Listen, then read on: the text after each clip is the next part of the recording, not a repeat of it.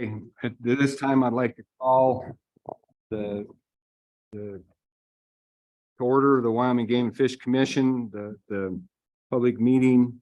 Today is Thursday, March 9th. It's 2:15 in the PM. Before we start, I'll have to do a roll call. Commissioner Bell. Here. Mr. Masterson. Here. Commissioner Brokaw. Here. Mr. Ladwig.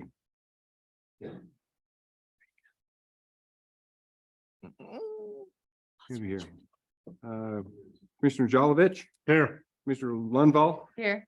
And I'm Commissioner Roberts. We'll wait for Commissioner Ladwig to get here real quick.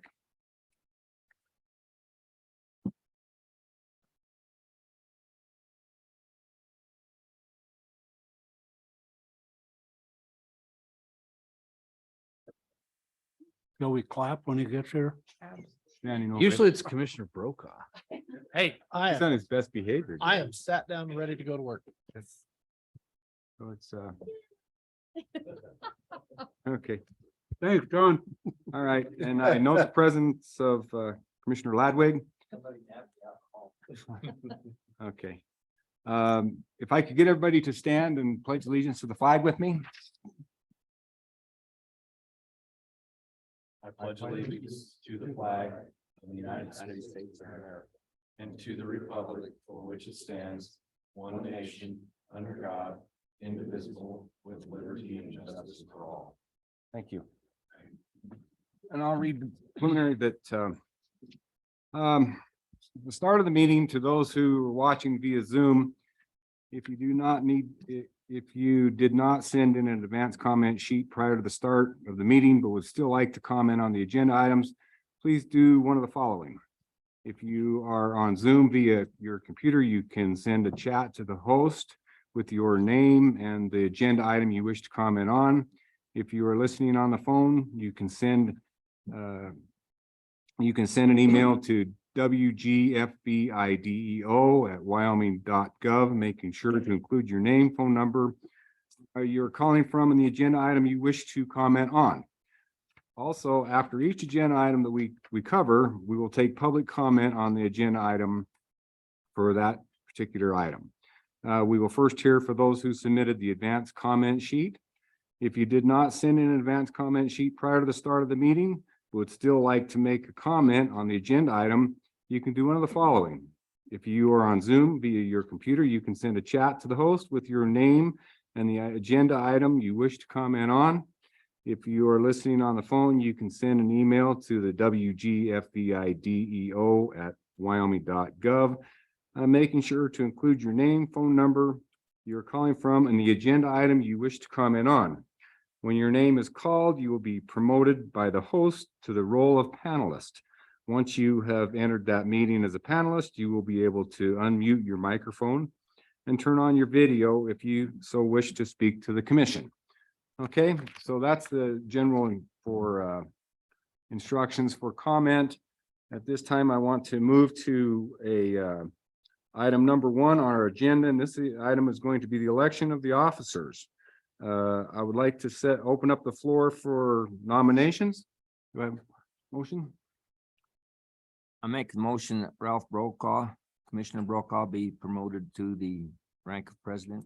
It's been moved by Commissioner Ladwig to accept the nomination of Commissioner Brokaw for president. Do I have a second? Second. Seconded by Commissioner Jolovich. Is there any other nominations? I'd like to nominate Richard Ladwig for vice president. Okay, let me vote on this real quick, and then we'll go. Let's vote on the presidency for hearing no other nominations. Those that are in favor of electing Commissioner Brokaw to the presidency, please indicate aye. Aye. Those opposed? Okay, congratulations, Commissioner Brokaw, you're the president. Okay, this time I'd like to open up the nominations for becoming the vice president of the Game and Fish Commission. Do I have any nominations? I'd like to nominate Richard Ladwig, vice president. Richard Ladwig has been nominated for vice president by Commissioner Jolovich. Do I hear a second?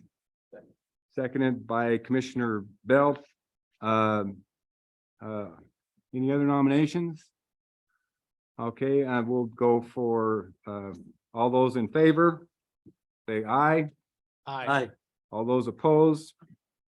Okay, we have a vice president also. So our new president will be Commissioner Brokaw and the vice president will be Commissioner Ladwig. It's been an honor to be president of this commission. This is the finest commission there is. And all I can say is we're in good hands. And I appreciate everybody's patience with me as we go the year. And good luck and congratulations, President Brokaw. Thank you.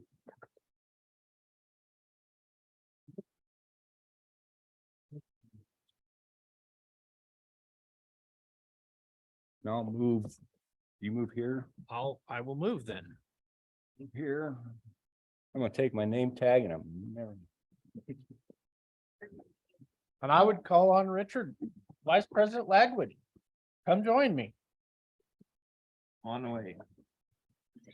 Oh, Ken will need his thing.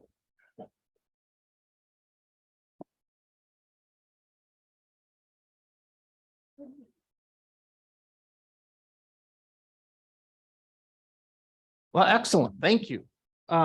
Commission, I really appreciate the opportunity, and Ken, thank you for the work you've done this last year. You did very well.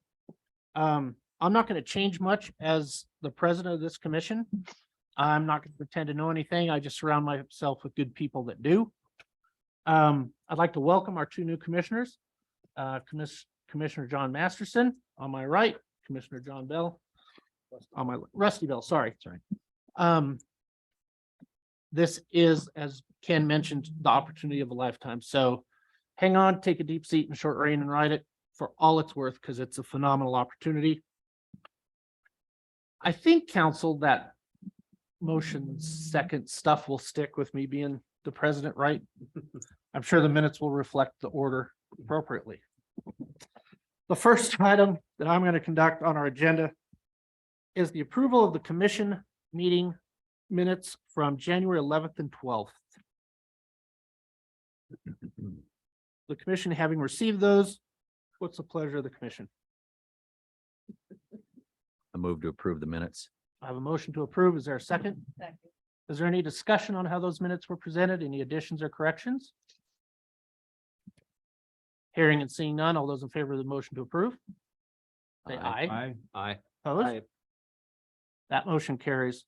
The second minutes that we need to record and approve were the minutes of the January 31st teleconference that we had. What's your pleasure there? I would move to approve, Mr. President. I have a motion from Commissioner Masterson. A second. Second. Thanks, Mark. Is there any discussion on the teleconference minutes as presented? Seeing, hearing none, all those in favor of the motion to approve those minutes? Aye. Aye. Opposed? Those minutes will go on the record as presented. Director Nesvik will be our next presenter. Director Nesvik, the floor is yours. Congratulations, Mr. President. Good afternoon, members of the commission. I've got several items here today on my director's report. I wanted to start, though, by thanking Commissioner Roberts for his service as our fine president. We all benefited under his leadership. Very pragmatic, professional, dedicated commissioner who just did an exceptional job and really reflected the caliber of this commission and the way that you served. And so thank you for that, sir. I really enjoyed the time we had together. We got to do some pretty cool things. You know, one thing that was interesting though, I decided that it'd be a really good idea to take him to this opportunity to speak in front of a bunch of the Congressional Sportsmen's Caucus legislative group. So it's legislators that are sportsmen from all over the country, and they invited us to be on this panel to talk about relationships between state commissions and state departments, and we talked all the way up there about what would be important to speak about on the panel. And the first thing that he did, most people thought he was all very serious and like he is, and we all know that he's got a very dry sense of humor. the first thing that he did is announce to this large room of all these legislators that there really his only purpose for being there was because the commission wasn't willing to send me anywhere without one of them being there, because I usually got the commission sued. Very, very nice, very nice there, Mr. President. But anyway, he did do great service for our department, and very engaged with our field personnel. Always read everything before the commission meetings, was well prepared, and did an exceptional job. We do have a little memento to remind you of your service as the president of the Game and Fish Commission, Kenneth D. Roberts, President, Game and Fish Commission from 2022 to 2023. Come on up here, Mr. President. Well done, Ken. Well done.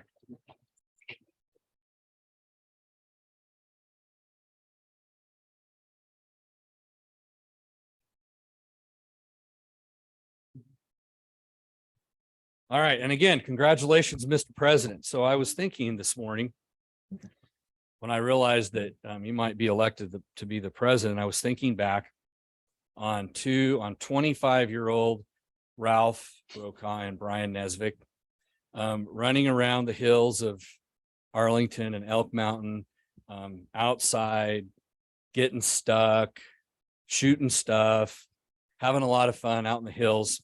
You know, I don't believe that at that point in time there would have ever been any notion that would have crossed our minds that we would be sitting in these chairs today in front of the Wyoming Game and Fish Commission. So, but one thing that folks should know about President Brokaw is that even back in those days, following in his father's footsteps, he did have interest in serving his state by being on the Game and Fish Commission. So, job well done. Commissioners Bell and Masterson, welcome. We've had some time to discuss the endeavor that you have just embarked upon. And both of these gentlemen come from exceptional records of public service. They've both served on boards. Commissioner Bell has served as a county commissioner. They've both been anglers and or hunters. Very engaged in their communities, highly respected by those folks that they've interacted with and worked with before. And I think they are going to fit right in with this commission. We certainly welcome you both and look forward to your service over the next 6 years. We have, switching gears here, we have a very cool opportunity coming up. I'm very excited about Mule Deer Days that's going to happen here starting tomorrow. Running through Saturday and culminating Saturday night with our banquet. This has really turned into be a very cool opportunity to partner with an extremely high quality conservation organization in our state, Muley Fanatics. We've had a long-term, strong working relationship with Josh and his whole crew, as well as the members of Muley Fanatics. And this is going to be a really cool way to take a little bit change in direction for how we've done outdoor education, transitioning away from the statewide centralized expo and Casper to focusing more regionally, a little bit smaller scale maybe than what we did at the event center, but still an opportunity to really come out and connect with the community in Southwest Wyoming, do some great educational things, have some fun with a banquet. There's going to be, I think you're going to be very impressed when you see what's going on Saturday out at Mule Deer Days. And thanks. I know we've got Josh Coursey from Muley Fanatics here today. Thank you, Josh, for your partnership on this. This is going to be an awesome event. I did want to let I think the commission's aware of this, but for others' benefit, you know, we've continued. You've all received updates on our project with providing housing for employees to ensure that we can continue to operate out of Teton County and Jackson. I wanted folks to know that, you know, that work continues. We've had, you know, like everything else, there's been some inflationary increases in the cost of doing virtually everything. And that has definitely changed the scale at which we can implement that project. However, we are continuing to move forward. I did when the costs increase, knowing what the existing budget was. I asked the staff to do due diligence when we're getting ready to invest a significant amount of sportsman dollars into this to do another deep dive. It had been a couple of years since we've done that, and to reevaluate all of our assumptions, make sure that they were still valid, reevaluate the current facts as we know them today on the ground, make sure that those are still valid, and to make sure we are on the right course. And their analysis essentially said that we are. And so we will continue. It'll be scaled down. We're not going to be able to do both phase 1 and phase 2, but we will continue to move forward within the budget that the commission approved here several months ago. Quick delisting, grizzly bear delisting update. As you're all aware, and much of the public is aware, we did finally receive a 90-day decision from the United States Fish and Wildlife Service on the petition that Governor Gordon submitted in January of 2022. Obviously, the 90-day decision came at the 12-month mark, so it was late. And we do not, the next step is a 12-month decision. We do not have that. It's overdue. We've communicated that to senior folks in the Fish and Wildlife Service, as well as the Department of Interior, and continue to work hard on that. This is a very high priority for Governor Gordon. He is fully committed to doing whatever the state needs to do to move this ball forward, realizing that this particular population has been fully recovered by all biological recovery criteria for 2 decades. It's time for them to be permanently returned to the management of this commission.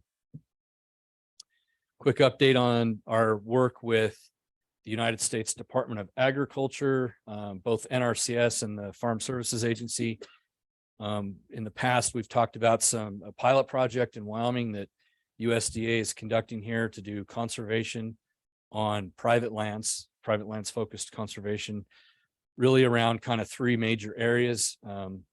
Conservation leasing, which is similar to a conservation easement, but it's termed, and so it doesn't last perpetually. It's got a term on it. Fence conversion for wildlife, and then also invasive species spraying, like invasive cheatgrass, Medusa head ventonata, those kind of invasive annual grasses. We have continued to move that forward. We're working with USDA here in the state now. We've identified the 4 focus areas for that work, and have really started to develop some plans on the ground for how this is going to be implemented.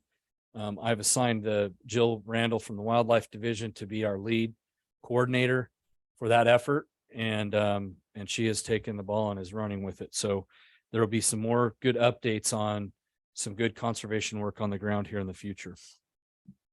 I did want to thank and recognize our legislative team. We just completed the session here last week. Angie leads that team and did a phenomenal job as always. She's going to give you an update here somewhere on the agenda. I don't remember when, but it'll be in the next couple of days.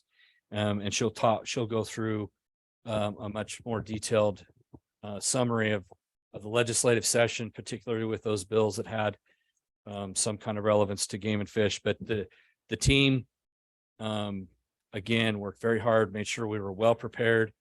And we're going to take an opportunity here this next week to, like we always do after the legislative session, and get together and have a little fun and celebrate another successful conclusion of that. So lastly, you all will be provided with the preliminary budget for your preliminary approval, with the final approval coming in July. That'll happen here at this meeting. And I did want to also thank the budget team for all of their work over the last about 3 months. And not just the budget team in Cheyenne, but all of our field employees from all over the agency that contribute to making sure that we do the right thing when we do 2 things. Ensure that we can do the job that we're all charged with doing across our state for the wildlife and people we serve, but also doing it in a fiscally prudent, frugal manner to make sure that we are making sportsman dollars stretch as far as we possibly can. And the team has done that, and I'm very happy with their work. You're going to see the culmination of that work here when you receive the budget. With that, Mr. President, I would stand for any questions that you or the commission may have. Certainly, Mr. Director. Does the commission have any questions for the director? Director Nesbitt, I do. On the Jackson Housing, appreciate the department's reset on that. I know the commission's still dedicated to taking care of our department employees in Jackson. So tomorrow I see that's on our agenda. One thing I would like to add, I would like to, as your president, encourage a lot of public input. So if you're listening online or in the room, whether it's Jackson Housing or whatever our topic of discussion is, I encourage public input. So that door is open to you. So be interested for that report tomorrow. My question is, when we get down to the grizzly bear, you said we're in a 90-day decision from U.S. Fish and Wildlife? No, that came and went. Now we're in a 12-month. I wasn't clear on that. Yeah, so it is all very complex, Mr. President. The Endangered Species Act has provisions in it that when anybody petitions them to either list or delist a species, they really have two major steps, two major deadlines that they have. The first deadline they have is within 90 days, they are supposed to determine whether the petition is warranted to move forward or if they should just stop at 90 days, that there's not good scientific information to indicate they should put any more time into it.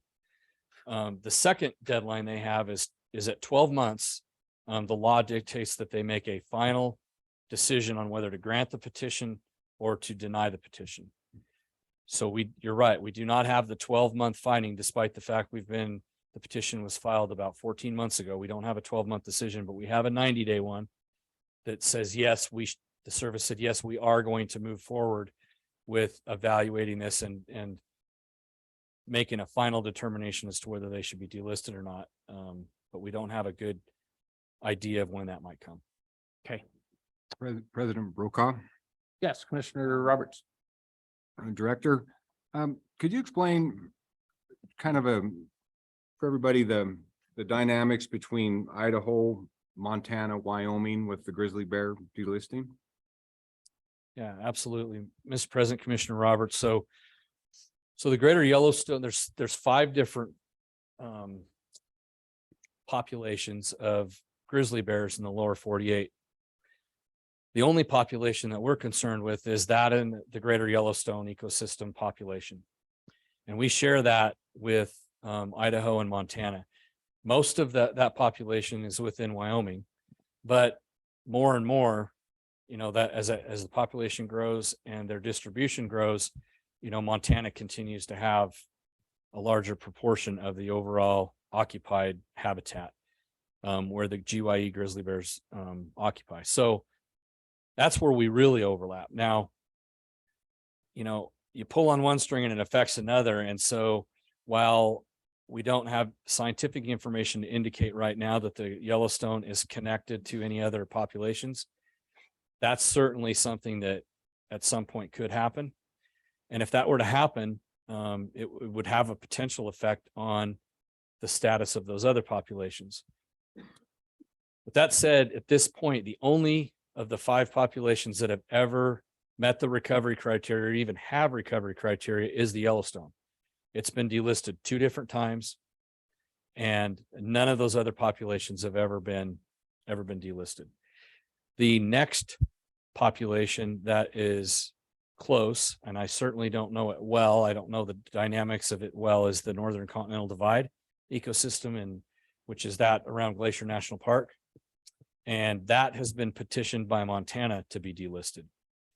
What that leaves is the other 3 subpopulations that are the remnant or the remaining, and those lie primarily Idaho, Montana. None of those overlap into Wyoming. At the end of the day, Wyoming's really only true interest, direct interest anyway, is in the greater Yellowstone population because it does span all 3 states.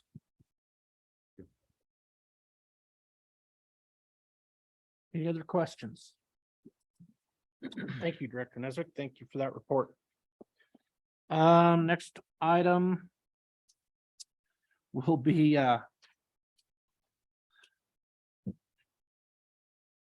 new director orientation. So I don't see the cart of 3-ring binders that Richard and I did. You new Thank God. commissioners. Each division brought us a 6-inch 3-ring binder and we spent 8 hours on this. And I see today we've allocated about 90 minutes. So welcome to the new and improved orientation. With smarter orientation. Excuse me, President. Go ahead. Mr. President, members of the commission, and thank you for that introduction. And for the benefit of the new commissioners, it really was like that. I mean, it was more than one big binder. Each division. Each division, director's office, we would spend, I recall spending 2.5 days sometimes at commission meetings several years ago with a new commissioner orientation, the entire meeting being focused on flooding you with information. And by the first 4 hours of new commissioner orientation, you were done. So over the years, we've done a little bit better for you, we hope. We have just an overview today of a couple of programs, kind of strategically. Sometimes we do have wildlife do season setting, or we have them do other items like damage claims if we happen to have damage claims that particular day. In the next several commission meetings, we'll add a few more informational only, kind of as orientation, if you will. And then in June, we'll have a retreat. And that's where the former commissions have decided they would like to have more focus on just wide open discussion, new commissioner orientation at a retreat where we can spend a couple of quality days and have quality discussion on just about anything you want to talk about. So with that,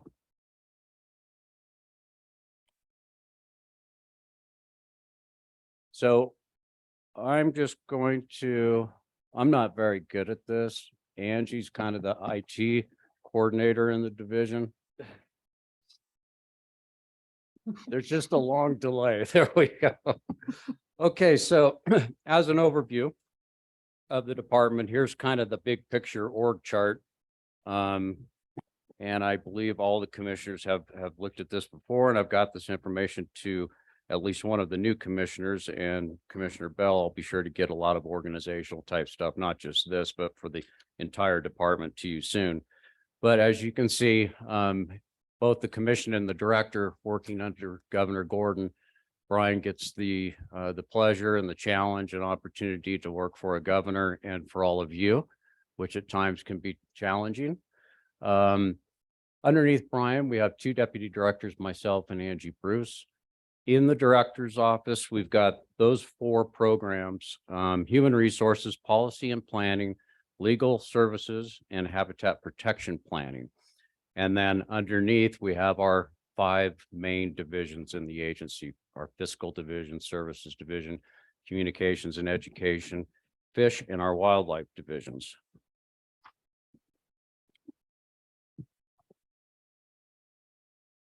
So as you know, our mission is very straightforward and simple: conserving wildlife, serving people. Overall duties and responsibilities include at the 50,000 foot level, providing adequate and flexible system for the propagation, control, management, regulation, and protection of all wildlife. And that's all wildlife, not just those that are hunted or fished. It's all wildlife, over 800 species that we manage. You have the responsibility for managing in Wyoming. Although interesting that the bulk of our funding still comes from hunters, anglers, and recreational shooters, but we're providing conservation and management for all species. And then certainly specific to the commission, we'll talk about this in just a little bit, as far as duties and responsibilities and the powers and duties of the commission. You will become quite familiar, the new commissioners, with 23-1-302. That's powers and duties, and there's like 6 pages of statute and guidance for what it is your power with regard to your powers and duties. The commission has extensive facilities and assets. The commission manages and or administers nearly 500,000 acres of land in the state. Most of those acres are in wildlife habitat management areas and public access areas. There's 22 elk feed grounds. 3 fish rearing stations and 7 fish hatcheries. We have 2 bird farms, one in Downer, and one in Sheridan. We have laboratories. We have a Game and Fish Commission lab in Laramie, that focuses on wildlife forensics and fish pathology. And then we have space at the State Vet Lab, and that's under the Wildlife Division working on wildlife diseases. And we have a research center at Seville, and that is focused on wildlife disease research as well. Angie, if you have anything to add as I'm going, please do. Okay, and commissioners, feel free to stop me anytime. This is pretty informal. So our headquarters, as you all know, is based out of Cheyenne. We have about 120 employees that are in our HQ at this point. The high has been 145. We've moved some out into the region since then. We have 8 regional offices located throughout the state: Jackson, Cody, Sheridan, Green River, Laramie, Lander, Casper, and Pinedale. We're at about 375 FTEs in the agency right now. We've got a lot of vacancies. That's currently where we're at right now. We generally keep it at about 385 or 390, and we have a cap set by the governor and ANI of 403 positions.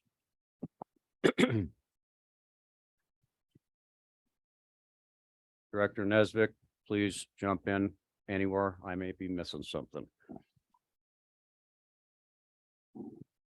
All right, in the director's office, we have our administration with Brian, Angie, and I, and Amanda.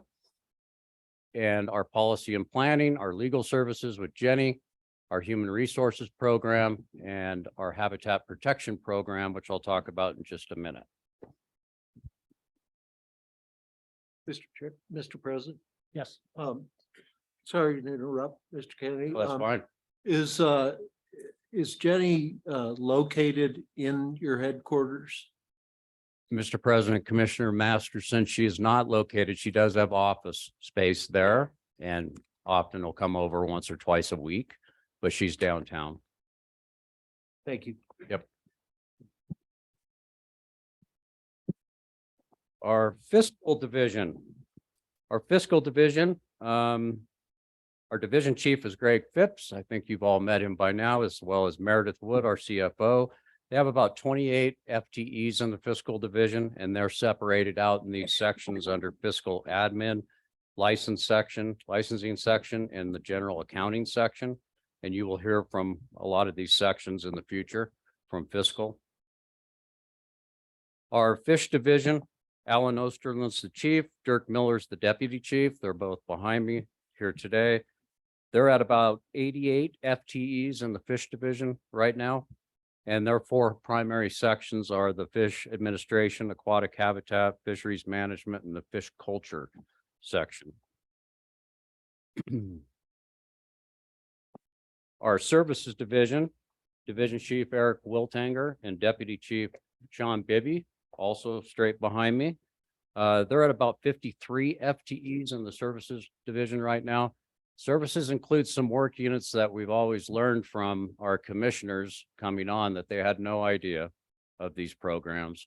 Our services division has a diverse portfolio. They work on all of our lands projects, our geographic information system program. Our entire IT branch is in the services division.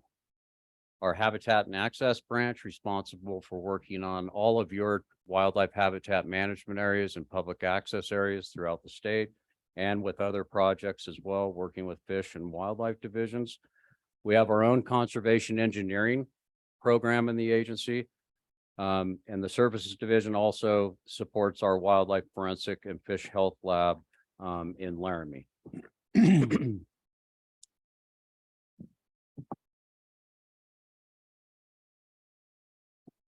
Our wildlife division, the largest division in the agency, Division Chief Rick King and Deputy Chiefs Doug Brimmeyer and Craig Smith right over here.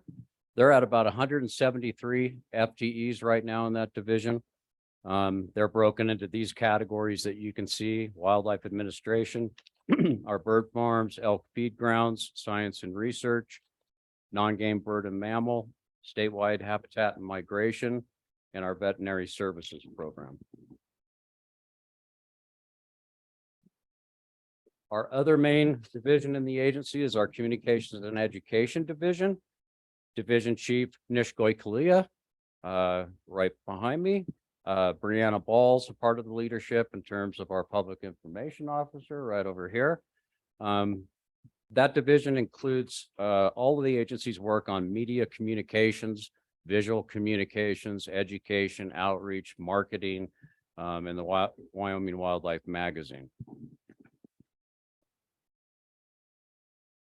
I did want to mention our strategic plan, something that we hope that the commission can keep up with and provide direction to us as we go to update our strategic plan. In 2017, 2018 time period, we launched an extensive public outreach effort in the state to develop our strategic plan that we're now calling Forging the Future. I know all the commissioners have seen our strategic plan. Director Nezik, I believe, sent the strategic plan to our 2 new commissioners. Please take a look at that, and we'll be talking to you throughout the year about our strategic plan. We're going to be probably moving forward with updating that plan here in the near future.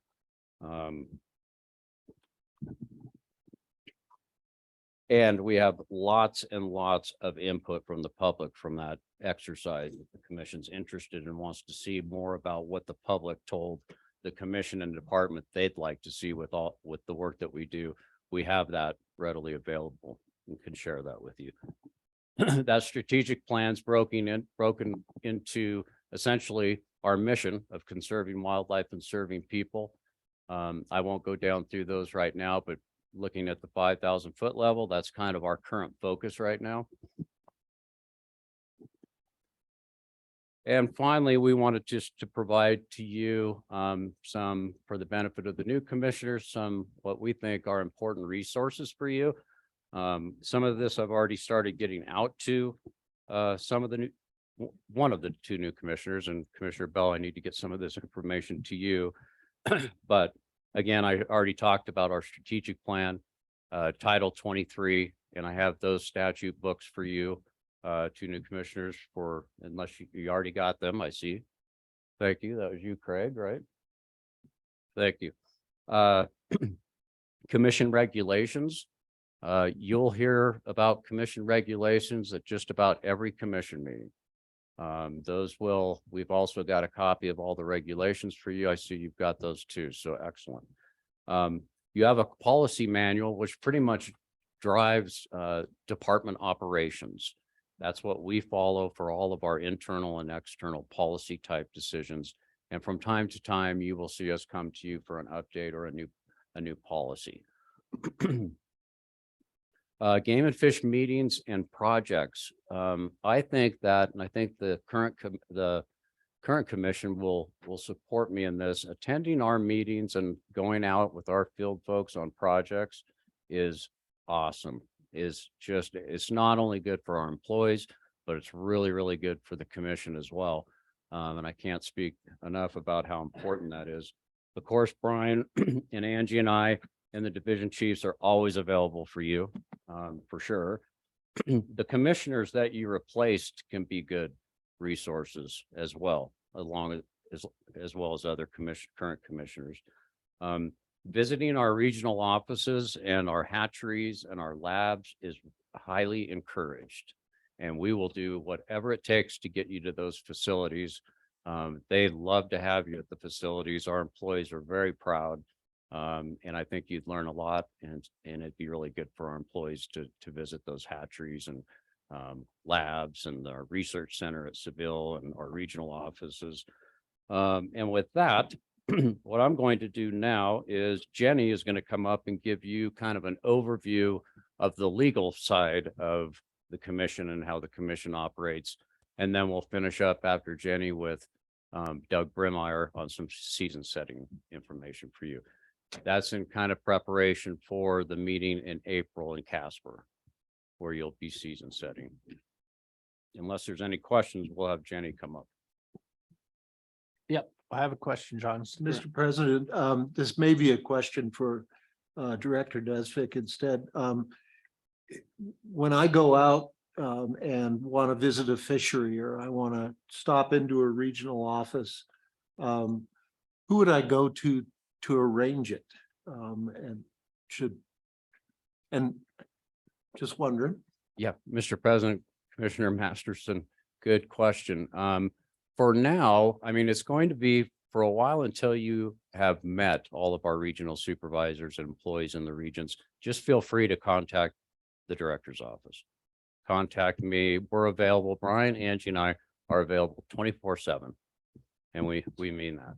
So of course, reaching out to the division chiefs is great too.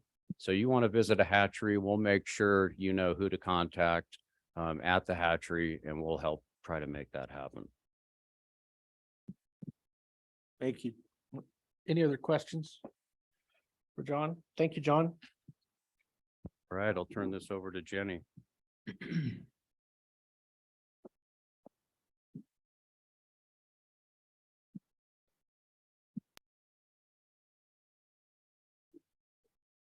No. So our regional biologist. Lets me know when they're gonna capture sheep or deer or whatever, and then I go to those deals. Yeah, so hey, hook up with your biologist, but then they're always kind of in charge of that deal. And they'll shit don't work into anything or good.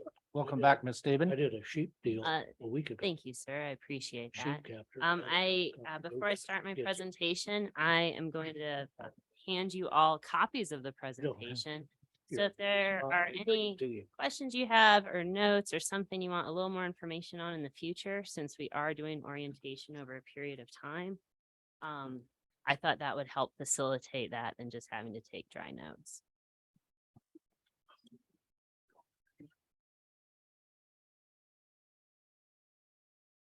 So good morning. I will begin by describing a bit of what the Attorney General's office does.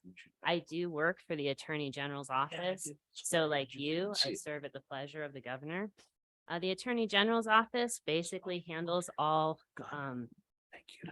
litigation that is either instituted by or against the state. My office advises the governor on all legal matters in his office, including agency and statutory regulatory compliance. Jenny, John, put the mic down. There you go. Better. All right. Oh yeah, that's a lot better. All right, now we're gonna get serious. All right, now we're gonna get into it. The Attorney General's office also advises agencies of the state of all legal matters and assists the different agencies and licensing boards in statutory and regulatory compliance. I am a part specifically of the Natural Resources Division of the Attorney General's office. My division handles all state and federal litigation that involves natural resources in the state of Wyoming. My colleagues, we are legal counsel to all state agencies, my division is, that handle natural resource issues. Examples are, of course, the Game and Fish Commission, as well as the Wyoming Department of Environmental Quality, the State Engineer's Office, the Department of Ag, and we also assist any natural resource affiliated boards.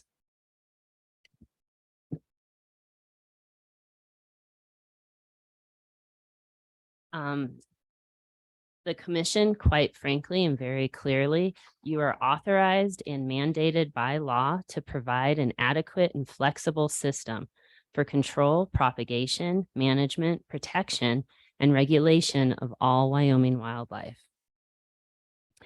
A few brief facts about the commission itself.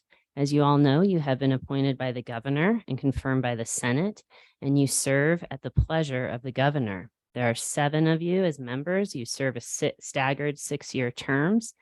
And typically in March is when, as we did earlier today, you elect a new chair and vice chair of the commission. Now, clearly, and to be very fair, I don't believe any of you have chosen or applied for this position because you do not care about serving your constituents and serving the state and wildlife. I can honestly say you will not make a lot of money doing this. You will make $75 a day, not to exceed $4,000 a year. However, it will be an incredible experience, and your lodging, food per diem, and mileage will be reimbursed to you.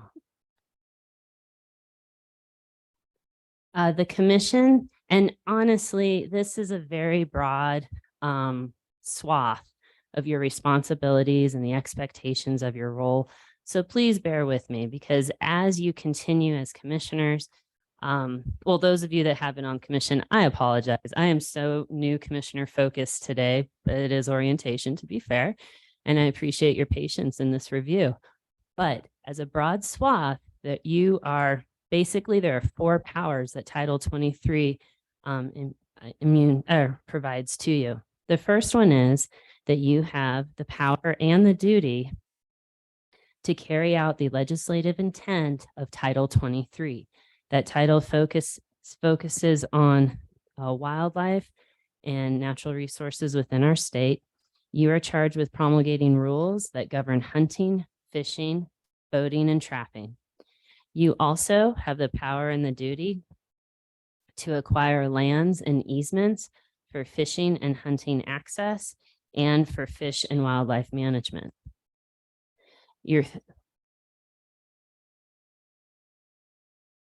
Number 3, you are also charged with the power and the duty to create policies that promote the protection, management, and propagation of fish and wildlife. And last, you are the board that approves budgets for the department. Now, another few very broad responsibilities is that you have the responsibility to support the department's mission and legal mandate. And you also have the responsibility to remain objective on statewide issues. What I think you will be find is, I think what you will, oh man, I just want to hold this thing. All right, so what I think you will find is that this will probably be one of the most challenging parts of your position. You will be contacted by constituents. You will be contacted by folks with political interests. You will also want to encourage the good work that the department does. Therefore, you will find moments where it will be difficult for you to be objective in your decision making. Fortunately, I will be here to remind you of the importance of your objectivity when determining legal decisions. That is true. You also have the responsibility to attend and participate in commission meetings. I am missing a very important word in that sentence, and that is active participation. You have the responsibility to stay engaged in the meetings, to ask questions. If you have a question on something or require clarity, I promise a solid 70% of the folks in here do too. Never hold back any questions or concerns that you may have on an issue. You also have the responsibility to direct and implement state wildlife policy and to act as a public figure. Now, I just want to talk a little bit at length and get your good attention on this topic. You, as citizens of the United States, yes, you have a First Amendment right to speak your mind and present yourself in the way you see fit. Now, however, you have now chosen to be a part of the Game and Fish Commission. That means that you have chosen to become a public figure. When you make this choice, you have these additional responsibilities that we are explaining to you, or that I am explaining to you today, as well as you will receive from other presentations. Can I be heard if I just talk like this? Is that okay? I apologize. You can trade out mics if that would help, Jenny, if you want to try a different mic that's not cutting in and out. That's okay. Well, I need to be heard on the internet, correct? You don't have As to I be would- that close to it. they'll hear it on the Are you, pick it up. Am I being picked up on the internet? I appreciate everyone's patience today and the presentation. Or just for still sitting there. I appreciate it. Thank you, Samuel. Thank you. So right there, you can. All right. All right. So when you decide or choose to become a commissioner, what happens is you are taking on the responsibility to represent the commission. You are taking on the responsibility to represent the missions and the mandates of the department. So what does that mean? That means that yes, you still have the right to talk and share in whatever you want to do, even if it's on social media.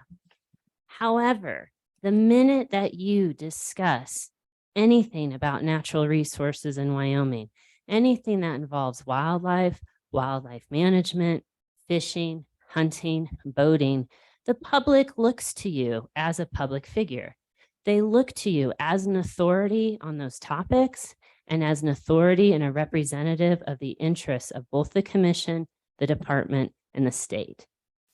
Therefore, if on any of your social media accounts, you start discussing anything that has to do with wildlife or the commission or the department, your what once was private outlet to describe your own ideas, to describe your own ideas and statements becomes a public forum.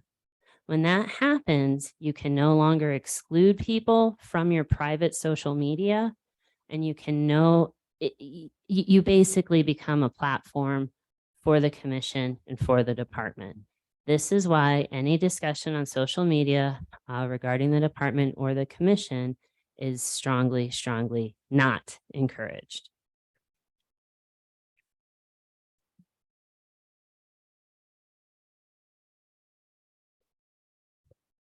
As commission members, you also have the responsibility to understand.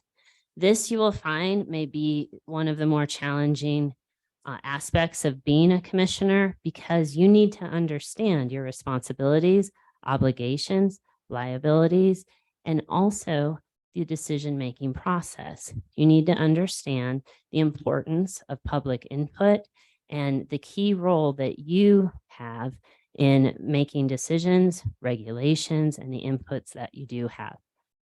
You also have a responsibility to understand statewide issues, department mission, and legal mandates.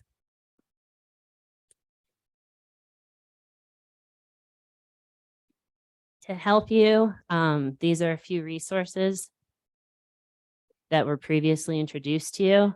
I would highly recommend, this is the top of page 4, that you put a little star there to make sure you have a copy of the following resources: Wyoming Statute Title 23, a copy of the commission regulations, the commission policy manual, the Game and Fish Commission annual reports. Those are available on the website, Wyoming State Wildlife Action Plan. And as a resource, lucky for all of you, the Attorney General's office, which would be me, first and foremost. Fortunately, the Attorney General's office does have exceptional attorneys that also can aid me in my advisement of you. The Commission Policy Manual has 81 policies that guide the commission and the department. I encourage you to familiarize yourself with all 81 policies. However, there are 4 key policies of which you should become very familiar with: the commission business, proceedings, how they're guided by Robert's Rule of Order, general guidance, general conduct, and responsibilities and authorities.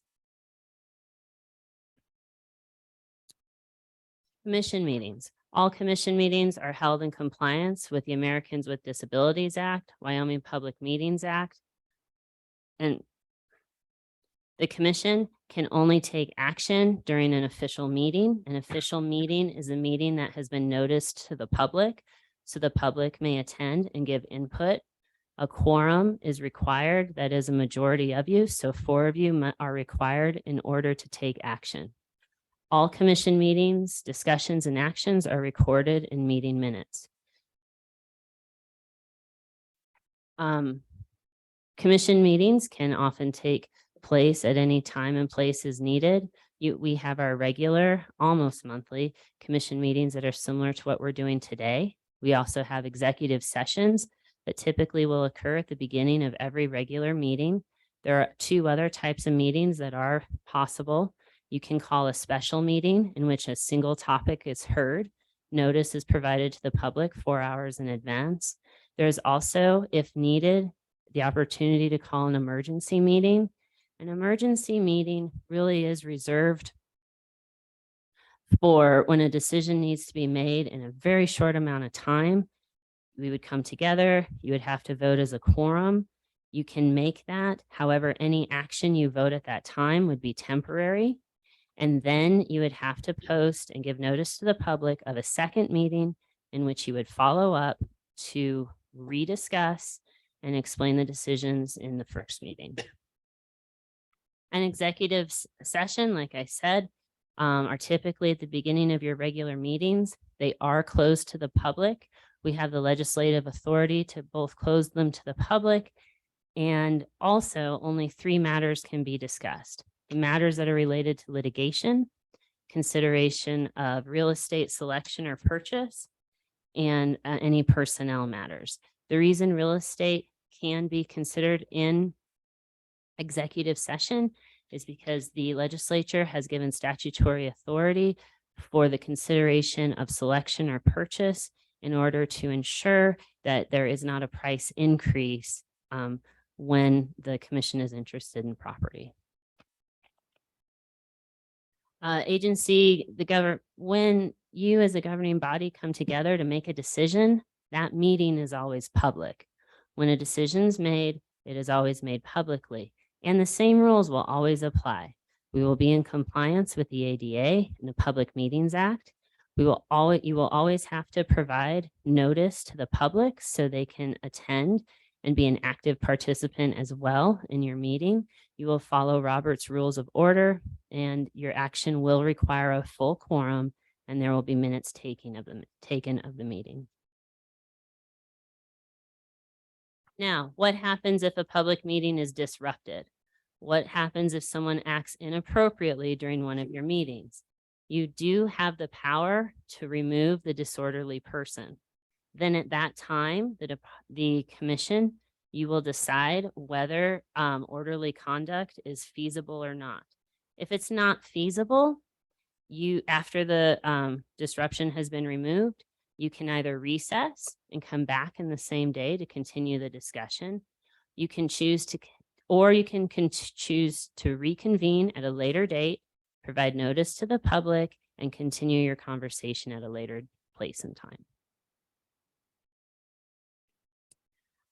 What happens if a commissioner acts inappropriately or the department acts inappropriately during a public meeting? Examples of this, just to give you an idea, is if you ever vote or make a decision without a quorum, if you ever hold a meeting without notice to the public or an opportunity for the public to be heard. That does not fall within any of our statutory exceptions. Also, if you discuss anything other than appraisals of real estate or purchase of real estate, litigation, or personnel in an executive session. What can be found is, quite frankly, litigation could follow and you could be sued a civil penalty of $750. Now, I would like to talk a bit about the Public Records Act because it does apply now to all communications you make that involve commission business. Public records allow any constituent or anyone with an interest, company, personal interest, it doesn't matter, to be able to request a copy of a document that is within the possession of the department. Now, these can be in physical or electronic form, and it's anything that has been created, accepted, obtained in the course of business, or anything that has been used to further the function of the department or the commission that is not otherwise confidential or privileged by law. Essentially, a public record is pretty much everything. It's documents, papers, photographs, data, communications, anything in an electronic or solid form. And now access to a public document may be withheld for a few limited reasons, or redactions of within that document may occur. Communications between attorney-client communications between you and the Attorney General's office, any work product that I make in assisting the commission or the department. We also have an exception called the deliberative process of privileged material. Basically, if you are still in the deliberative process of creating a document, creating something final, collecting all the data to make your final report, that sort of thing, that does not, is not in the public's interest to receive a draft. But it is in their interest to receive the final document and the final decisions made by the department and the commission or the commission. Also, we may withhold any kind of document that may be used in a pending criminal prosecution or in a law enforcement investigation. Mr. President, Yes, sir. may I ask a question? Certainly. The deliberative process exception, you spoke about it in terms of documents, drafts being circulated. If there was an email discussion, is that considered part of the deliberative process? It would absolutely depend on the contents of that email and what was shared. But so long as it was an exchange of ideas of that deliberation, it could be excluded. It could. Okay. Thank you. Two things that are typically redacted most often are certain personal information and geographic information when it is related to the lawful taking of wildlife. Now, all of our rules and all the rulemaking, you will be expected to understand the rulemaking process. I will outline 12, I would like to say easy steps, but they do slightly overlap. But as you go through this process, you will become more accustomed to them. All rulemaking is governed by the Administrative Procedures Act. It covers rulemaking requirements, how they're adopted, amended, repealed. It also includes the rules for notice and hearings when there is a rule or regulation being made. It explains how emergency rules can be made and explains the rules of a contested case. You will become familiar with contested case hearings whenever you hear a damage claim. And also it explains how rules are reviewed and approved by the governor.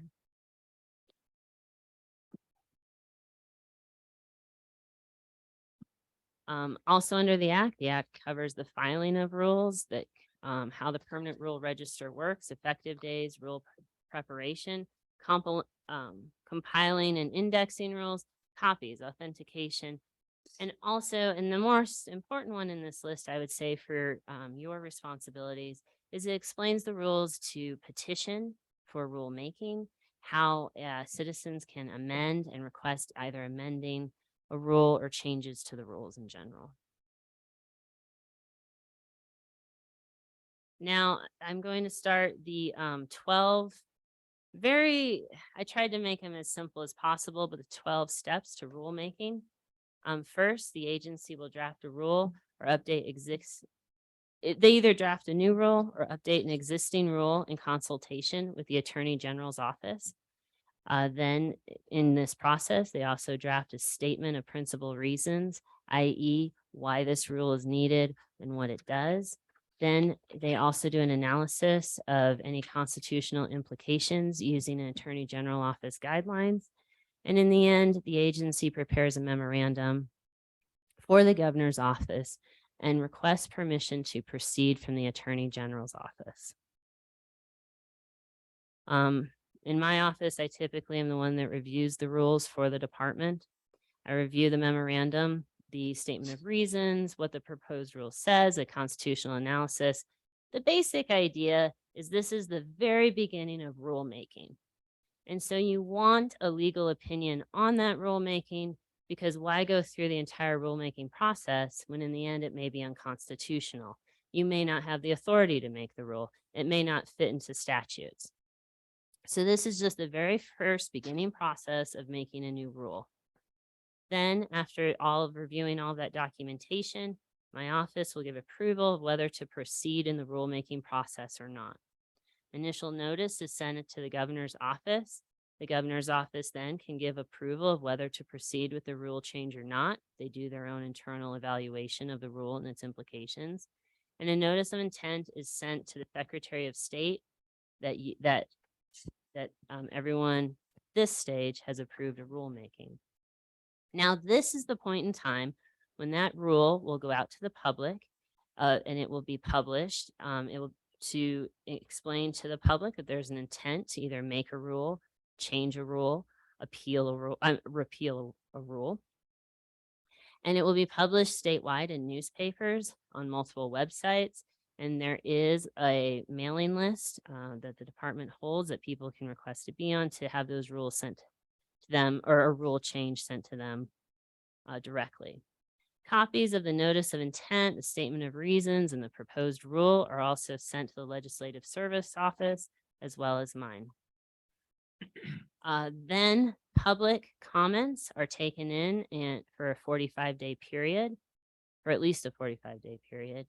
During this period, the department may hold several public meetings around the state in order to get input from our constituents. Now, once that comment period has ended, once there has been plenty of time to receive public feedback on the rule change, rule repealing, at that point, the rule will be brought here at a formal commission meeting. At that point in time, the department will present to you its recommendation on the rule. This recommendation will include public comment that's been collected by the department, any scientific data that supports the rule change, and any reasoning that the department has. At that point in time, you may debate the rule. You may want to amend the language to it. You will also take in public comment at one of these meetings. In the end, you will have the opportunity to vote on that rule change. If you do, I keep saying rule change, I mean new rule, repealed rule, anything to do with a rule, basically. That will be your opportunity to vote on it.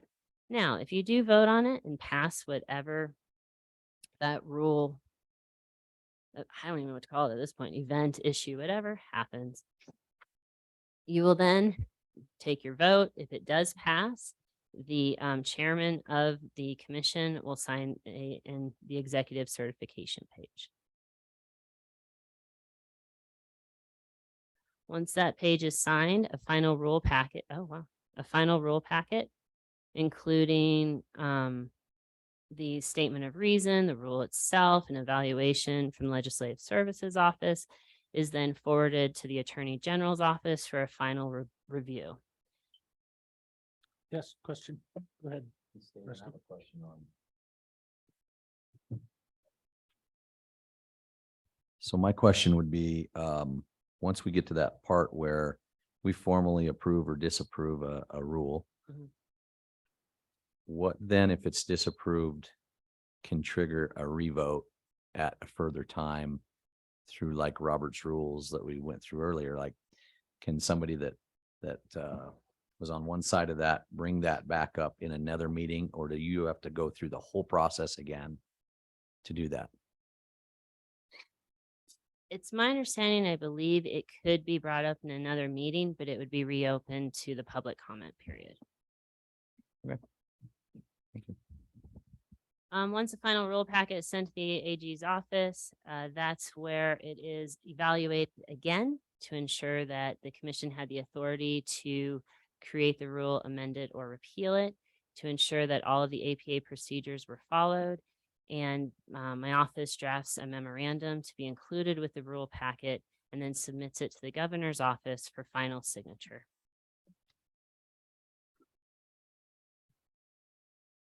The certification page that was signed is filed with the Secretary of State's office. Once it is signed by the governor, and then the Secretary of State publishes the rule as a final rule, i.e. a new regulation. It is very important and something you may learn that you will clarify with the public, that all Game and Fish Department or Commission regulations and rules do carry the force and effect of law. They carry an equal amount and force of effect of law as a legislative statute.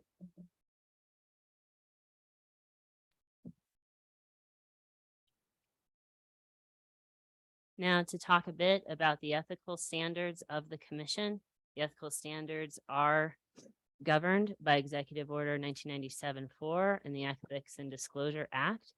They essentially describe your general responsibilities, prohibited activities, proper activities, ethical investigations, and violations. This is going to be a very brief summary of what is included in your ethical standards. Your responsibilities include upholding both federal and state constitutions, abiding by all state and federal laws, and carrying out state policies and the objectives of the department, and to work cooperatively with other public employees.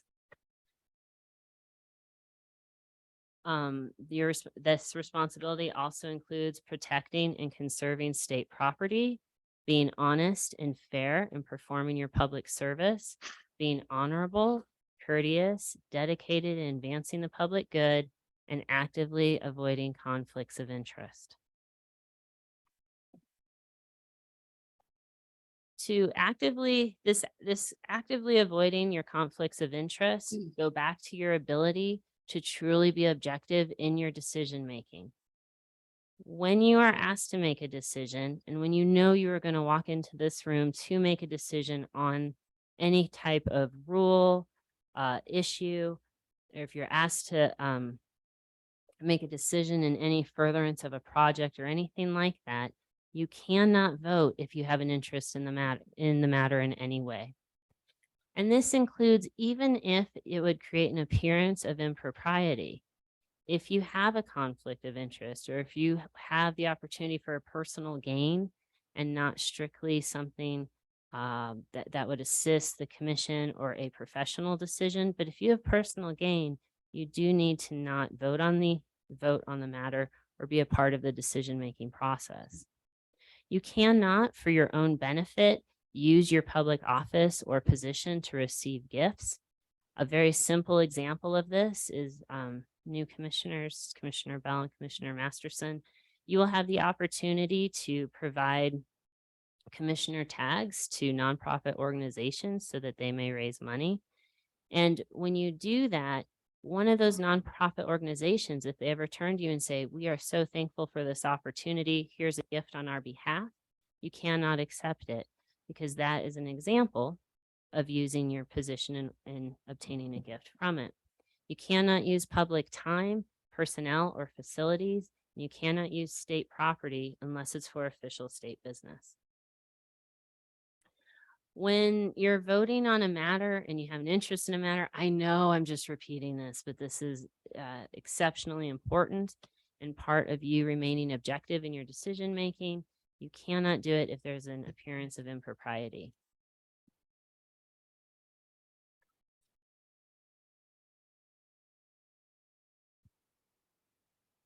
Okay.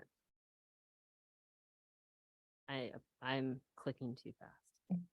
You also cannot engage in conduct that is an abuse of authority, is incompatible with your duties or responsibilities. This includes any outside employment, activity, or any use of social media that is not that does not further your position as a commissioner in the interests of the department. Now, you can solicit and accept voluntary gifts of nominal value, so long as the gift is given to you for a personal reason, given to you by a family member, given to you by a friend for the reasons of your friendship, not related to your position as a commissioner. Typically, these are gifts that are given like for retirement or to celebrate the birth of a grandchild. You can also accept unsolicited advertising, promotional material, basically stuff that comes in your mail or items of nominal value.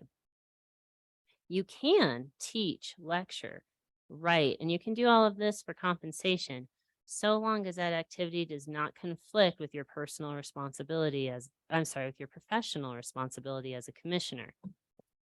You can also solicit for charitable organizations, but not as a commissioner. You can do it within your own private capacity, but again, not related to your role as a commissioner. Now, you will find yourself in situations where you may, quite frankly, ask, is it ethical? I strongly encourage you to please just give me a call. You are never penalized for requesting advice and or prior approval before engaging in an activity and ensuring that it is ethical for someone in your position to do. Now, when there is an ethical violation done by a department employee, the director investigates any allegations of ethical violations. When there is a question of an ethical violation done by a commissioner, it is investigated by the governor's office. Now, when an employee commits an ethical violation, the penalties for that are determined by the state of Wyoming personnel rules, and disciplinary action may be taken. Now, since all of you serve at the pleasure of the governor, if after an investigation of poor ethical behavior, you may just be removed from the commission. Now, this is an important point because depending on the facts of what happens, you may also face criminal prosecution for the poor ethical behavior. Should that happen, it may be unlikely, it will be likely you'll have to get your own attorney to handle that type of a matter, and it can result in a misdemeanor of up to $1,000 fine. Ex parte communications. Ex parte communications occur when you receive a communication from an interested party that typically does not agree with the department or commission decision. Now, these are usually when the party has their own personal interest. Perfect example are our damage claims, when someone disagrees with the department's assessment of their damages and what they're entitled to for payment. This also occurs if there is a license or permitting dispute. Now, when that happens, whoever has a dispute with the department, should they contact you individually, and they are likely to do so, that could be considered an ex parte communication, because what will happen is they will come in front of the commission and ask for an objective decision. You can't make an objective decision, to be fair, if someone has already only presented to you their side of the story and has done so in a private manner. Therefore, if you are contacted, and when you have those types of communications, think of them as off the record. It's when someone shares with you information that would be pertinent for the rest of the commission to know in their decision making. Again, this will happen, like I said, if someone's challenging a license issue, or if they're challenging a regulation, or essentially if the issue at hand will impact the legal rights, duties, or privileges of a citizen, to group it as a whole. When that happens, I strongly encourage you to just very quickly write down a brief statement of what was discussed and ensure that that statement is shared with the commission. A good example is if we have a contested case. Someone disagrees with their damage claim or with the amount that the department has decided to pay on their damage claim. They then call a commissioner, talk to you at length about the case and their argument, and argue to you in their favor. Now, if they do that, wouldn't that be information that should be available to the rest of the commission? Because it's the commission that will make a decision in a contested case hearing initially. And so when that happens, that's why it's important to write it down, share it with the commission, make it a part of the administrative record, so that when so that when the department or the constituent come forward, everyone knows the facts that have been shared, everyone can discuss the facts, and a decision can be made in an objective manner. In closing, I would say, and I give this advice very strongly, if you're coming in from the parking lot and you know you have to make a decision on something, if in your heart you have already decided how you're going to vote and you don't care what anyone says at the meeting, or if you don't care about any information that will be presented to the meeting and you've already decided, I strongly encourage you to take a pause and ensure that your mind is open to any information presented at the meeting. And I encourage you to ensure that you are making an objective decision. Welcome, new commissioners. I appreciate the opportunity to get to know you. President Brokaw. Excellent. Are there questions? Yeah. I've got a question. Disrespectful behavior, how does that address through the commission? And does it have to go through the president, or can what's perceived disrespectful, or can it be acted on upon with a commissioner? Disrespectful behavior, like if we were to have a meeting, I've seen a lot of what I perceive as disrespectful behavior in front of this commission in the past. And I just kind of wondered what the proper procedure was for whether we have to tolerate it, or we can ask them to move, or we ask the president to have them tone it down, or I believe it would be an evaluation at that point in time for all of you to determine if they are disrupting the meeting as a whole. You can ask them also that you can ask them to act in a more appropriate manner, but the real evaluation there is, are they disrupting the meeting? Mr. President? Yes, may I? sir. Please.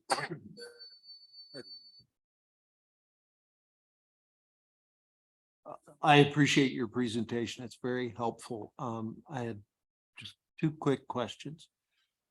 You're talking about ex parte communications.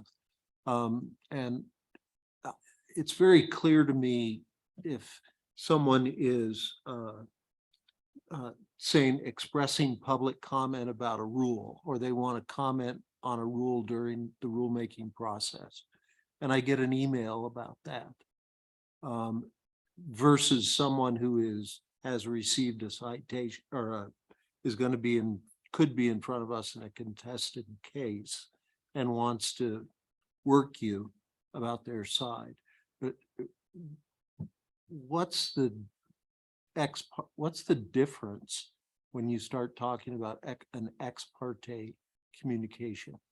The difference would be, if it is someone who is trying to make a public comment, you can take a summary of that communication and make it available to the department because it is a comment. The ex parte communication is truly when they are trying to sway your decision, when you have to make a decision, when someone's rights are involved, licensing, permitting, a damage claim, something like that. If we were to receive an email with a comment that we feel is a public comment, would it be wise to simply forward it to the department, reply to the email that that's what you're doing, and That would be express appropriate. appreciation for it, Absolutely. and then forward it on to the department?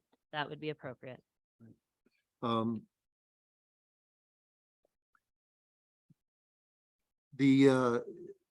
Your slide about what to do if an ex parte communication occurs, I think you might have just answered it.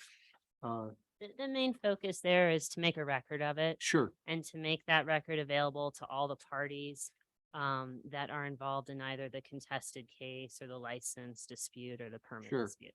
Sure. So the individual who calls up and their rights are involved in the matter, it's not a rulemaking, and they send me an email, that's the record of the communication. Yes. What do I do with that communication Please call your attorney so I may assist you in the dissemination of that information. Perfect, perfect. And until I hear from my attorney, I don't respond in any way. That would be most appropriate, yes. Thank you. And I didn't mean respond substantively. I just meant any sort of response. You may respond, that you acknowledge the receipt of that information, but but you should not discuss it substantively. Certainly, certainly. Thank you, Mr. President. Any other questions for Jenny? That was a good presentation, helpful for all of us. Thank you. Mr. President, I just want to add a couple things here. So first of all, Jenny talked about your primary charge and responsibility, and I would encourage you to become familiar and tab it in your book, Wyoming Statute 23-1302. And that's several pages of powers and duties that are granted to the commission. Those are very good guidelines for what you have statutory authority to do. And frankly, if it's not there and you can't nest it somewhere underneath those powers and duties, it's not something that the commission has the authority to do. The other thing that I think is relevant here is that we do have opportunities and actually even some statutory provisions for commissioners, individual commissioners, to serve outside of this commission on other boards. For example, the Animal Damage Management Board has a position on it for a game and fish commissioner. I think that's vacant right now. That was Commissioner Byrd. So we'll have to figure that out. We could even do that at this meeting about which commissioner will be assigned there. But oftentimes at those meetings, commissioners that are representing or that are sent there by the commission are asked to speak on behalf of the commission. And that at times can be very simple and at times can be a little bit more difficult and I think it's a judgment call case by case as to whether you feel comfortable that and have the permission of the commission to represent their views in a discussion on one of those outside activities. The other ones are the governor's brucellosis coordination team. There's a commissioner assigned to that. That has not been an active group for the last several years, but it still does exist. We do have a commissioner that is not by statute, but that is by their bylaws a part of the Wildlife Fund. That's Commissioner Brokaw. And so it's important to know that when you're engaged in those outside of this meeting activities, be prepared to either speak on behalf of the commission or say, no, I'll speak on behalf of my own personal perspective on this, but I'm not representing the commission. And then the other thing too to be aware of is we do have 2 commissioner subcommittees. There are 3 members on each one of these. It's the legislative and the budget subcommittees. And that's just something we've created internally. It's something that's been beneficial for keeping a portion of the commission updated on the more in the weeds, more details on matters related to the legislature or the budget. That's all I had. Thank you. Good. Any other questions up to this point? All right, our next presentation, Deputy Director Doug on the season setting process.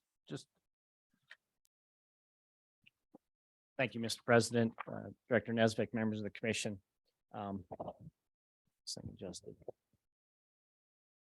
So we wanted to get into as John said, Deputy Director Kennedy said, we're trying to give you a little overview of the season setting process because we're right on the start of that for the next couple months. And so what I hope to do is give you an overview of that. I promise you this will be a little bit easier than remembering the 12-step APA process that Jenny just presented. So besides, I got pictures of helicopters and stuff like that. So what I'd like to cover is the big game management objective process and the types of objectives and strategies that we use within our herd units. I'll go through the herd units and the hunt areas and how they're organized in the state. Talk a little bit about our data collection information used for season setting. talk through the season setting process and that timeline, which as Deputy Director Kennedy said, we're right on the start of that right now. We're looking at some of the data, and I'll talk through that timeline, the hunting season structure and the types of seasons that we set. And then I'll try and give you a case study of the Jackson elk herd, just as an example, to give you an idea how that herd unit framework works. And then I finally wrap up with a little bit about the challenges that we face as wildlife managers and working in the public arena, trying to manage their wildlife. So management objective is planned instead of reactionary management. And so you set an objective and you kind of have that accountability for all of our personnel. Everyone knows where we're going, our stakeholders and our department personnel. We all know what direction we're trying to go with these herd units. And I think this will become a little more clear as I show more slides. You'll get a better understanding of what we set for management objectives. It's a planned management system where we have really 4 stages, not the 12 steps, but we have 4 stages that we inventory where we're at. We look at the objectives. Where do we want to be? Where's that goal at within that herd unit? And then the actions, how do we get there? We're setting hunting seasons. And then at the end of that, we evaluate, did we make it? Do we need to make some additional changes to try and get to where we want to be? You know, it basically circles back around. The types of objectives that you'll see within our herd units are population size. It's an estimate of the overall population from models. Most of our big game herds have a numeric objective that ties to a population, and that's for primarily the mule deer herds. When we get into some of the other ones like midwinter trend counts, we use that a lot on our elk populations because elk are pretty visible, especially in western Wyoming. And that's based on physically counting those animals on the ground. And that's based on a 3-year average. So if you look at what we're counting this year, as opposed to what we count on a real open winter, the numbers this year are going to be a lot higher because most of those animals are going to be readily visible. We know where they're at. On an open winter, they're kind of dispersed across the landscape. And so try to average that out over time so we get a better estimate of what's in the population. In some of our more challenging parts of the state where we don't have a good ability to count animals, say, for example, in the Black Hills where there's a lot of timber, a lot of conifer stands, a lot of vegetation, we'll use the satisfaction objective. And that's, we survey those landowners every year or every few years to try and get a sense of the satisfaction that our publics, both the hunters and the landowners, have for those populations. And then we also have a limited opportunity objective, and that's for herds like our moose, where we're only issuing a handful of licenses. And we base that objective on age structure and the average hunter effort that it takes for those hunters to be successful. And so again, we also try to document the number of animals in that population that are available for harvest. So we want to make sure that there's some animals in there that are available for hunting. Along with the objectives, we have strategies. So you have your objective, and then we have a management strategy that goes with that. And that's also brought to the commission. It'll usually in July or into September, we'll bring some herds back to you to talk to you about what our strategies are and what our objectives are.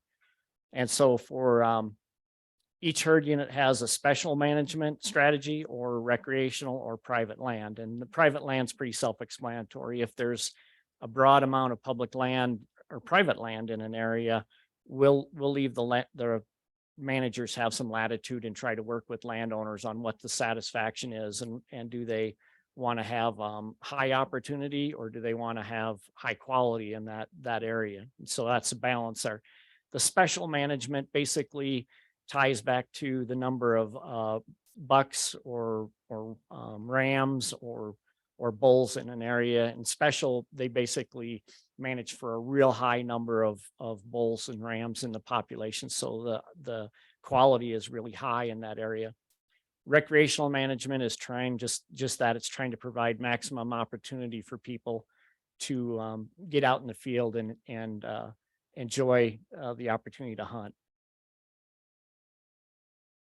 to establish our objectives, we have public meetings, open houses, and we have individual and group discussions.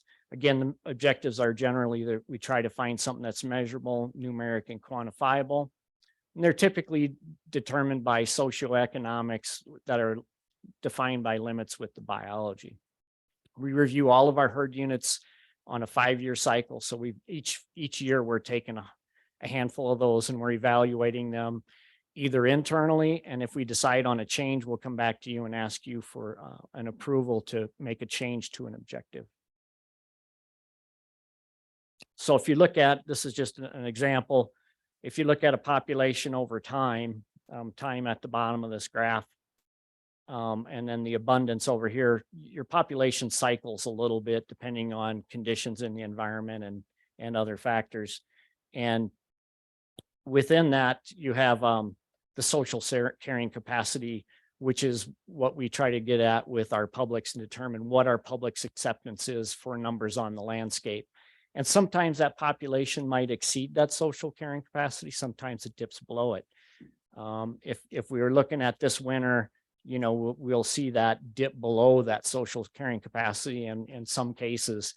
And then along with those two lines, you have a biological carrying capacity that kind of drives that overall population trend. And that pushes it down some years, like a winter like this.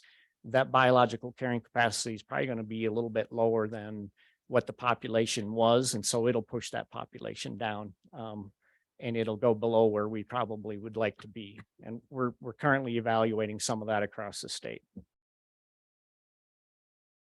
So across the state, we have, this is the number of herd units that we have in Wyoming for each of our species, our big game species. You can see the pronghorn, there's 40. And then within those herd units, we have the hunt areas defined as well. And so there's 103 hunt areas for pronghorn. And you can see what the numbers of hunt areas are for the rest of those species around the state. So just looking at an elk map, so this is the herd units of elk around Wyoming. And so a herd unit is a geographical area that has a discrete animal population. And basically that population spends its entire year-long cycle within that defined area. So you don't have animals typically migrating out of there. They stay within that geographic defined boundary. And we have 35 herds in Wyoming. And so each of those herd units then are further divided into hunt areas. So on the elk here, you'll see that we have 106 elk hunt areas. And then within those hunt areas, when you look at our regulation, and I'll bring up the hunt brochure here in a moment, and you'll be able to see there's general license, there's limited quota. We have the timing of the opening seasons, the length of the seasons different. And then there's sex and age limitations. And then we also regulate hunting devices used in each of those hunt areas.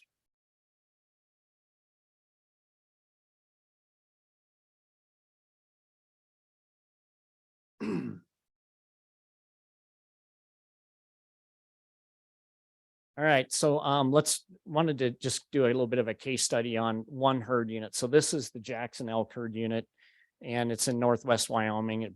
It includes portions of Yellowstone Park, which is the very northern end of this area, and then Grand Teton in the center. And then it also has national forest lands east of Jackson, the Teton Wilderness, and then areas around the National Elk Refuge. And managers determined that that was a pretty defined herd unit over time through, you know, in the 40s and 50s, it was ear tag returns. And more recently, we use GPS collar data to help us decide that that is in fact a herd unit. Question? If I may, Mr. President, I'm sorry. How are you determining the borders? Yeah, and I'll show you here in just, so in this herd unit, we came to the commission a couple different times. We've got historical records about how we wanted to set a herd population level for this. And right now we're at a 11,000 objective. And so next slide. So this is the GPS collar data. And so you can see there's a few places where animals have leaked out of the herd unit. So there's some elk that went over to Cody here and some that went to the East Fork unit here. But for the most part, this population, when you put a radio collar on elk in this portion of the herd unit, they pretty much stay there year round. And that's how we evaluate where we're at with a herd. I hope that answers your question. No, actually, the border, is it geographic, in terms of like what, So, the last slide you had up there was a very distinct hook yes. in it. Is that because of topography? Is it? Yes, Mr. President and Commissioner Masterson. So we follow geographic lines. A lot of times sometimes it might be property boundary, like on Yellowstone, we just drew the line straight across, but we know the herd unit actually goes up into Yellowstone, but we don't have management authority there. But the herd unit is pretty well defined by drainages and other geographic features that those animals just typically don't cross over Perfect. for the Thank most you. part. So again, this is the Jackson herd unit, and that's from GPS collar data. And you can see that there's movement patterns. And then the season structure that we'll use within that area is kind of tied to those movements. So in the northern area, the managers will set hunting seasons that manage for those migratory elk, and try and maintain numbers of animals that continue to have that migration. In the eastern portion of the area, they'll manage for resident elk to sustain those populations. They know that some of them migrate down to the refuge, but they'll set hunting seasons that try to facilitate sustainability with that population. And then on the very southern end of that herd unit, they'll set hunting seasons that reduce those elk that are resident in this very portion. So if you drive through Jackson and drive up through Grand Teton, there's a central core valley area there around the airport up to Yellowstone Lake, or Jackson Lake, sorry, where there's resident populations. And so there's more liberal hunting seasons on the south end of this herd unit. And to show you an example of that, I'll bring up a slide here in a little bit that kind of talks about the season structure. But to get at season structure and evaluate populations, again, inventory what's out there. We use a lot of different methodologies to determine what the populations are doing. We'll conduct postseason classification counts either from the ground or from the helicopter, and that's where we have our folks count the number of bulls or bucks compared to the fawns and does in a population. We also use what's called a sightability flight. And in this case, this was a mule deer sightability flight. The little blue lines on here that look like somebody's fingerprints are tracks from the helicopter. And then the red dots are where the managers observed deer within this area. And this was a statistical survey that was set up to evaluate the population, come up with an abundance, which the commission had approved funding last year for us. And so we're starting to implement study designs like this to get at the populations within an area. In this particular case, we've counted about 2,700 mule deer within the survey area, and they flew for about 39 hours and covered about 1,800 miles of flight path in that route. We also do line transect surveys for pronghorn, and that's with a fixed wing flight. And they have marks on the strut of the airplane, and they'll count the numbers of antelope that are in the band width that they have on the strut. And then they can calculate an area and an abundance of pronghorn on the landscape. And so we do line transects across the state for pronghorn, and we do that in May so that right before those animals, before they give birth, they'll separate out from each other, and it's the best time to get an abundance of that population. Some of the other things that we use, trail cameras, and we're starting to explore a little bit more work with trail cameras. Some of the other states have survey designs where they can put cameras out across the landscape and come up with some estimates, and we're starting to look at that a little bit more.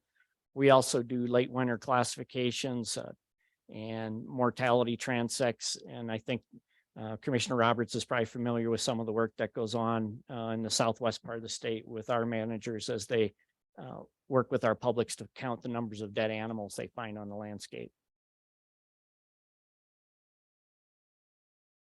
Some of the other data during hunting season, if you get a chance to work a check station with us, you'll see our guys with their cell phones. We got an incredible app that our IT folks have developed for us that we can scan with our license section. We put a barcode on or a QR code on your license.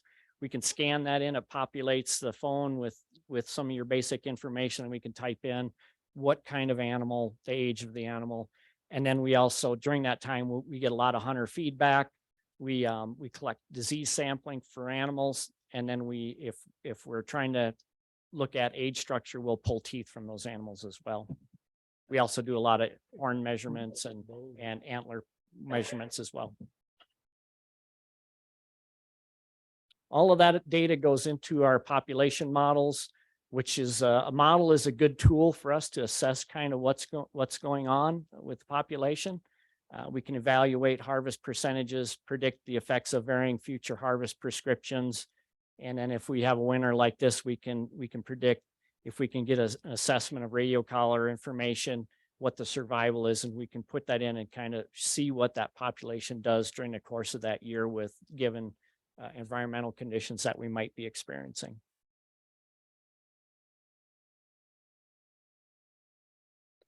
And then all that information is used during our season setting, which, like I said, we're just getting into the start of that. We also we've got our harvest surveys are just coming out right now. We do a lot of landowner contacts. We consider the damage complaints that might be coming in from some areas of the state. And then we also work on our hunter and landowner satisfaction surveys. And again, all this leads to what we present to you next month in April when we start talking about our season setting proposals. And the timeline looks like this. So year round, we're always collecting public input. Our guys are always talking to landowners, are always talking to members of the public.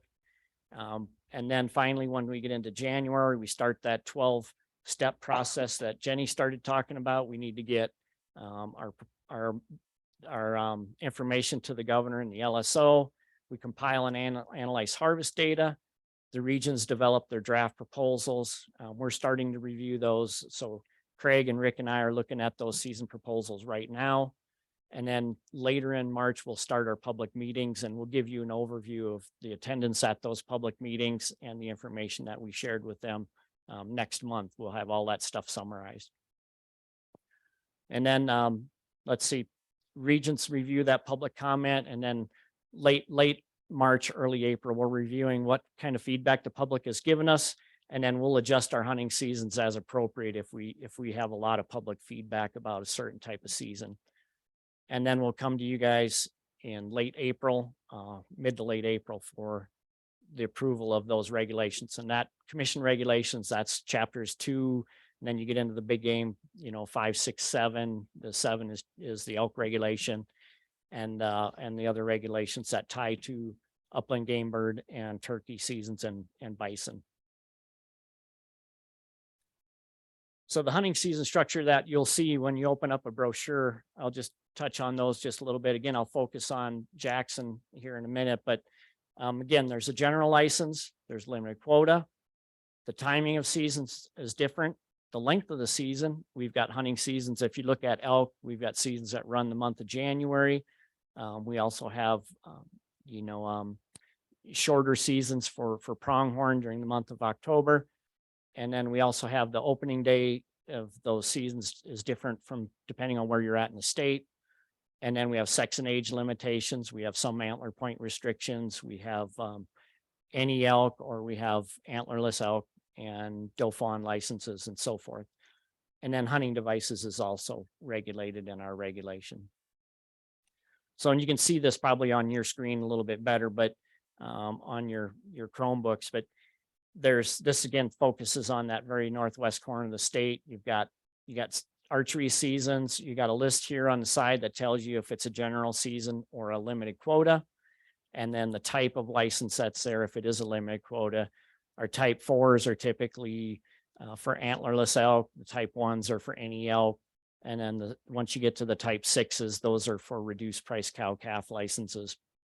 And you'll see there's an opportunity for, there's a lot of different season structure there that people can decide if they want to participate in. And then there's the regular season date after an archery season, there's a regular season. And that's where you'll see there's different closing dates on there. Some of them close in October, some of them close in November, and then some of them will go all the way to January. And that's primarily because of the potential for those animals to cause problems on private land, or it's related to the vulnerability of that species and trying to get some opportunity for our public to harvest animals there. Same with pronghorn, a little bit different here. You'll see that it's all limited quota. There's no general license for pronghorn. And again, there's different license types. 6s and 7s are typically the reduced price Dauphin licenses, and they're restricted by the limitations. They'll tell you what the restriction is. Sometimes they're tied to a private land area where we might be having some concerns with landowner concerns with damage. And then the type 1s are full price, any antelope license. And then the last slide I have is just the challenges that we face with all this with seed and setting. And across Wyoming, some of these species are pretty hard to determine abundance. And so we have limited data in some cases, and it's not an exact science. Sometimes there's an art to developing season proposals, and we work closely with our stakeholders to come up with something that that folks support. But we also use the data to help substantiate where we want to be.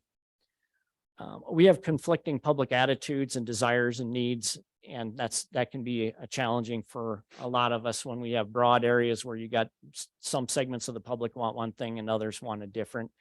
And then we have different demographics across our user groups in Wyoming.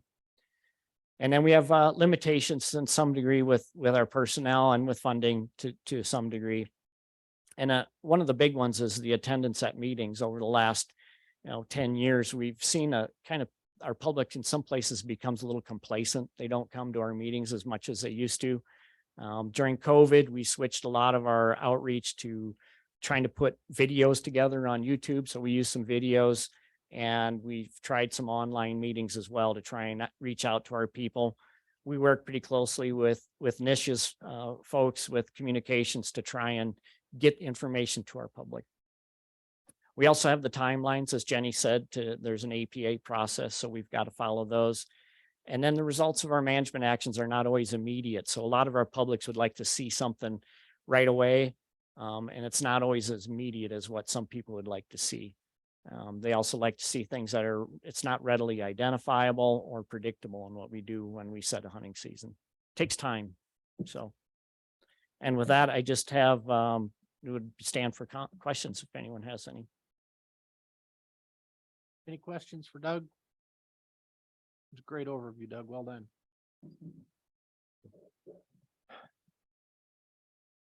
Director, do you have anything to add? At this time, that completes our proposed agenda for the day. Is there any public that would like to comment? Well, the public's thinking if there's anybody online, Wayne. I see Deputy Director Kennedy coming in to comment.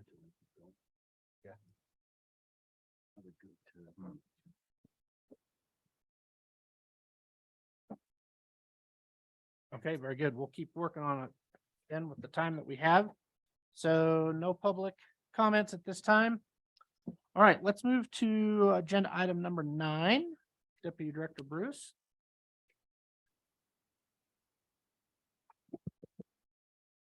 Legislative update.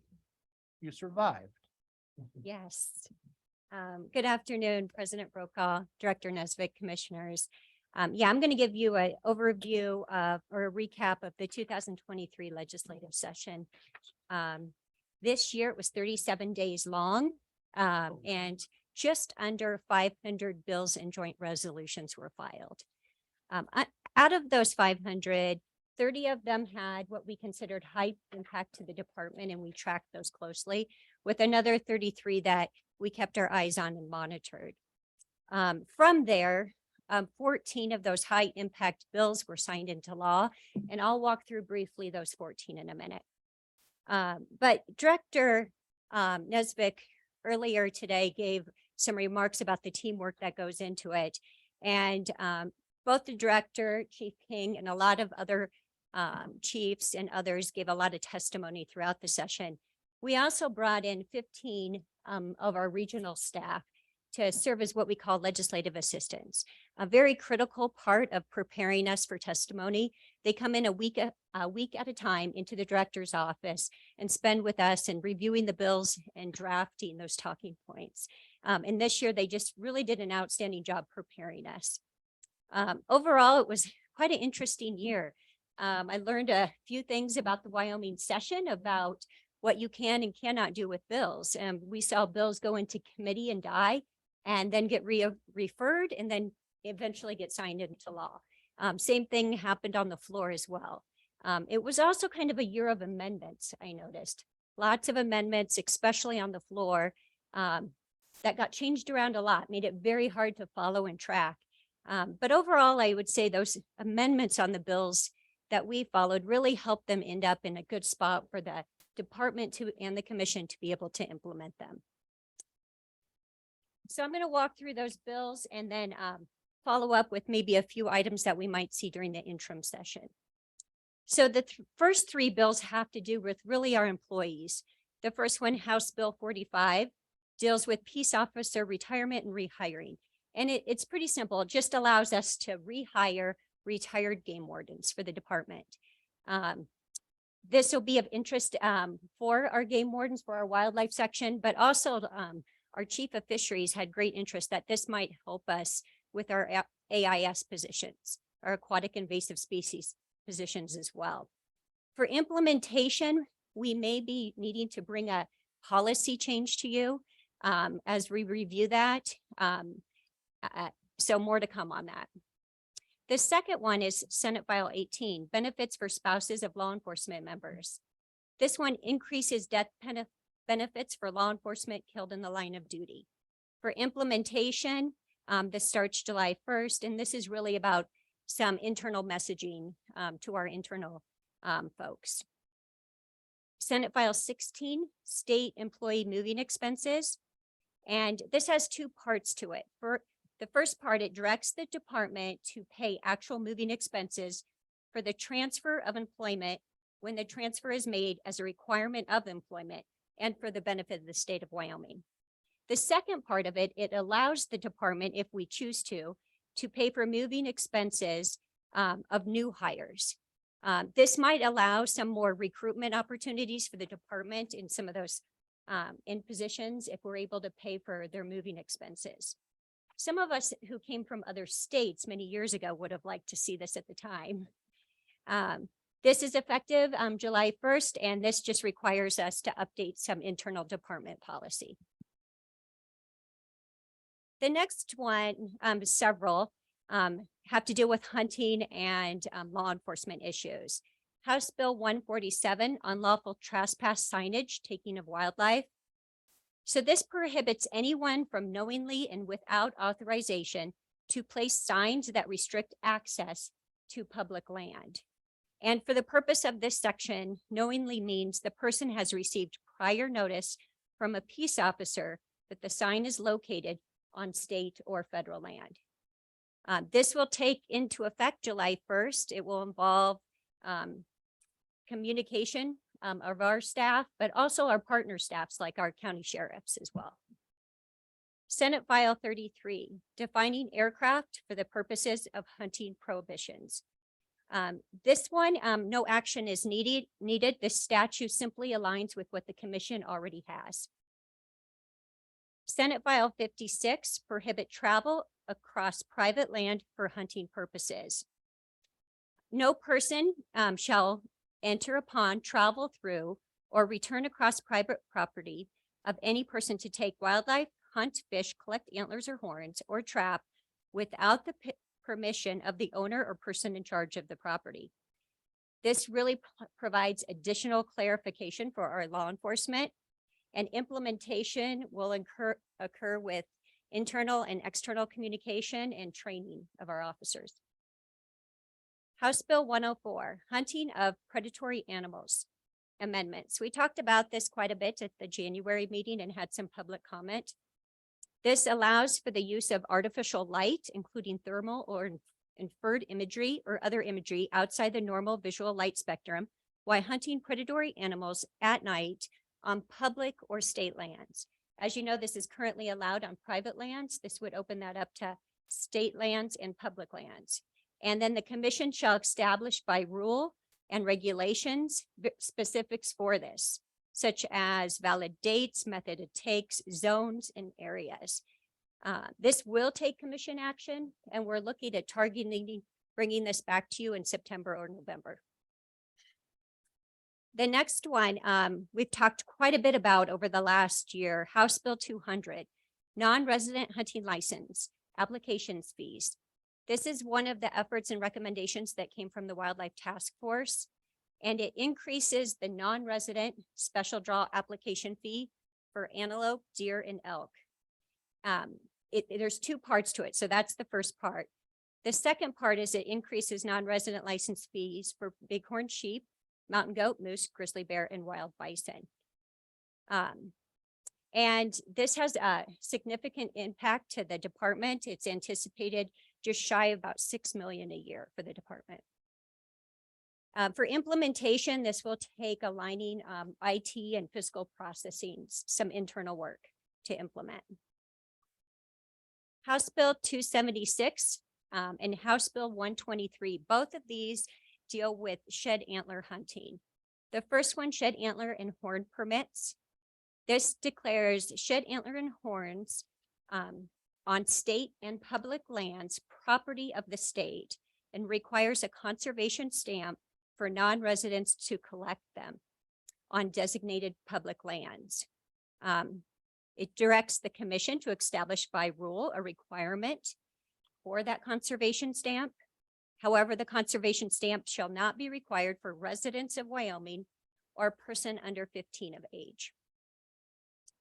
The next one I'll talk about, and then I'll go over implementation. Collection of antler and horns by resident or non-residents, House Bill 123. This puts in a delay period, 7-day wait period for non-residents to collect on state and public lands after residents. And then it again says the commission shall establish by rules seasons for the collection of these big game shed antlers and horns on designated state or public lands. Both of these will need commission action before they go into effect. They will not be in effect this spring. It will be next year. So we'll be bringing this back to the commission before the end of the year. Next one is Senate File 178. You guys have had a lot of conversation in the past regarding a possible mountain lion pursuit season. This bill allows the commission the ability to establish and regulate a resident mountain lion pursuit season in any areas of the state where mountain lion hunting has been authorized. The commission by rule may also require the purchase of a special management permit. Again, this will take commission of rules and regulation, and we're targeting a September meeting for that. The next one is House Bill 188, wolf depredation compensation. This falls under the Department of Ag and creates a gray wolf depredation compensation program in the predator zone. It gives them $300,000 to be used by June of 2028. This has been done a few times in the past with a distinct amount of funding as well. And directs the Department of Ag to contract with the Game and Fish Department for investigation of claims and damages. And again, we'll be working closely with the Department of Ag on that one. The next two fall out of that hunting realm into more of a wider recreational viewpoint. House Bill 74, Wyoming Outdoor Recreation Trust Fund. This creates a trust fund account very similar to Wyoming Wildlife Natural Resource Trust, where $6 million from the Wyoming Tourism Reserve Account was set aside in a fund. Through the session, this was talked about quite a bit and was pretty majorly amended at the end. Previous, it had more description on what the funds would be used for. Instead, they decided to hold back on that and just create the account for now, and then bring it back to interim session to really iron out what the funds would be used for and how they would be used. So no implementation at this time. Next one is Senate File 169, State Shooting Complex Task Force, and it creates a State Shooting Complex Development and Oversight Task Force. It does three things. It names the members, which our director would be a member of. It gives them the charge of what to do, and then it also puts some funding in there. $5 million from the general fund, 2.5 from Wyoming Tourism Reserve, and then 2.5 million, it says, may be allocated from the Game and Fish Fund upon approval of the Game and Fish Commission. So the governor's office will be leading that, and director will be working closely on that. We'll be bringing more back to you on it as well.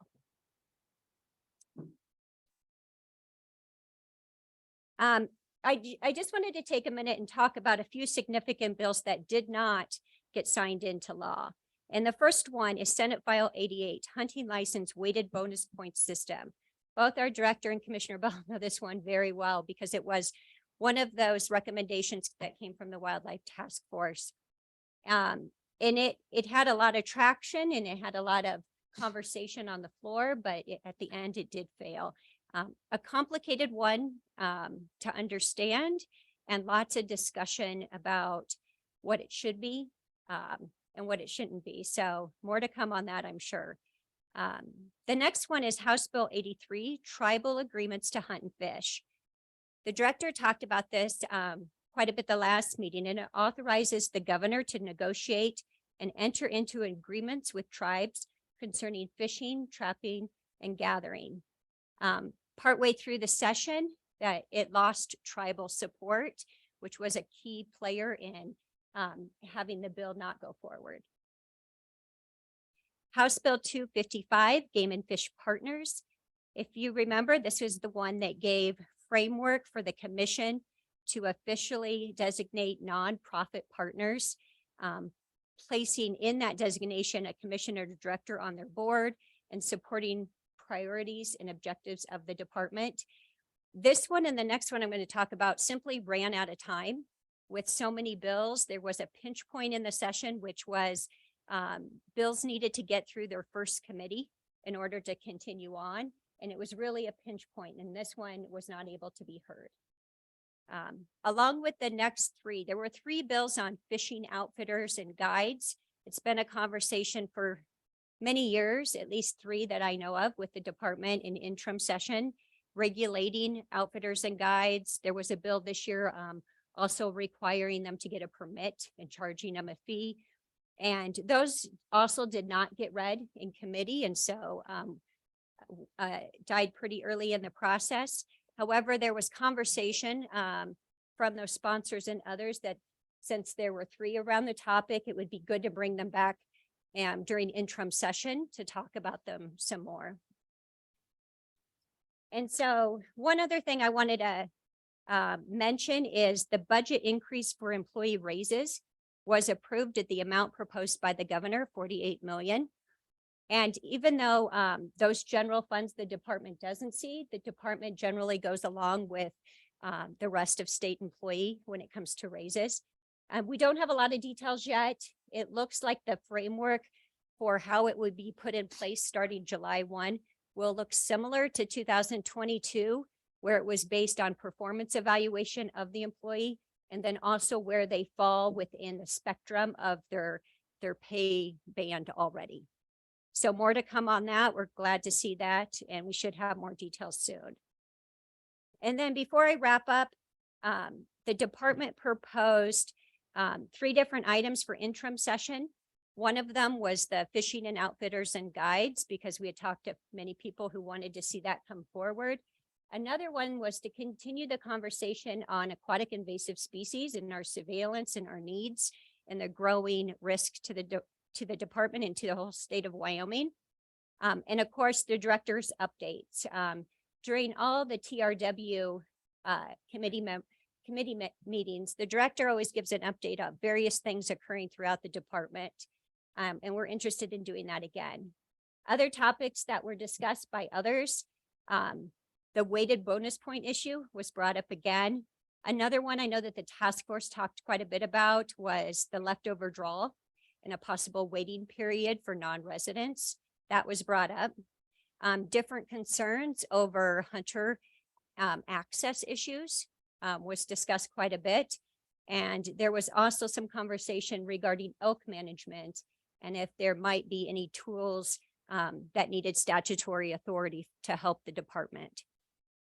With that, I'll wrap up and just stand for any questions. Any questions for Angie? So Angie, I took out of that signed legislation so far. There's 7 issues going to come before the commission for rule. Whew. All right, that'll be fun. Mr. President, you definitely hit on the amount of workload that was seen for wildlife during this session and for implementation as well. The Wildlife Division has a heavy lift. Yeah. Okay, any other questions for Angie? Very good, Angie. Thank you. Yep. Thank you. Let's do item number 10, Chief Phipps. Approve some license selling agents. President Brokaw, Director Nesbitt, members of the commission. Today, you'll be asked to vote to approve 3 new licensed selling agents, the transfer of 2 agents, and 1 late bond renewal. The new agents, Sportsman's Warehouse in Riverton, Wyoming. License sales in Riverton in 2022 were $260,000 and they are signed up for electronic payment. The next one is Gypsy Outdoor Store at Kirk Gowdy State Park. There's no other licensed selling agents in Kirk Gowdy State Park. So that one would also be a new one. Tower Valley Station in Hewlett. There are currently no licensed selling agents in Hewlett. Those are the 3 new ones. We've got a transfer of the country store in Saratoga. Their sales in 2022 were $40,000 and $366 or $40,366. The next transfer is called the HNA, is Sports World in Evanston, and their sales in 2022 were $200,000. And then the 1 late bond payment is Grays River Sports in Alpine, Wyoming. And they didn't make their bond payment by December 1.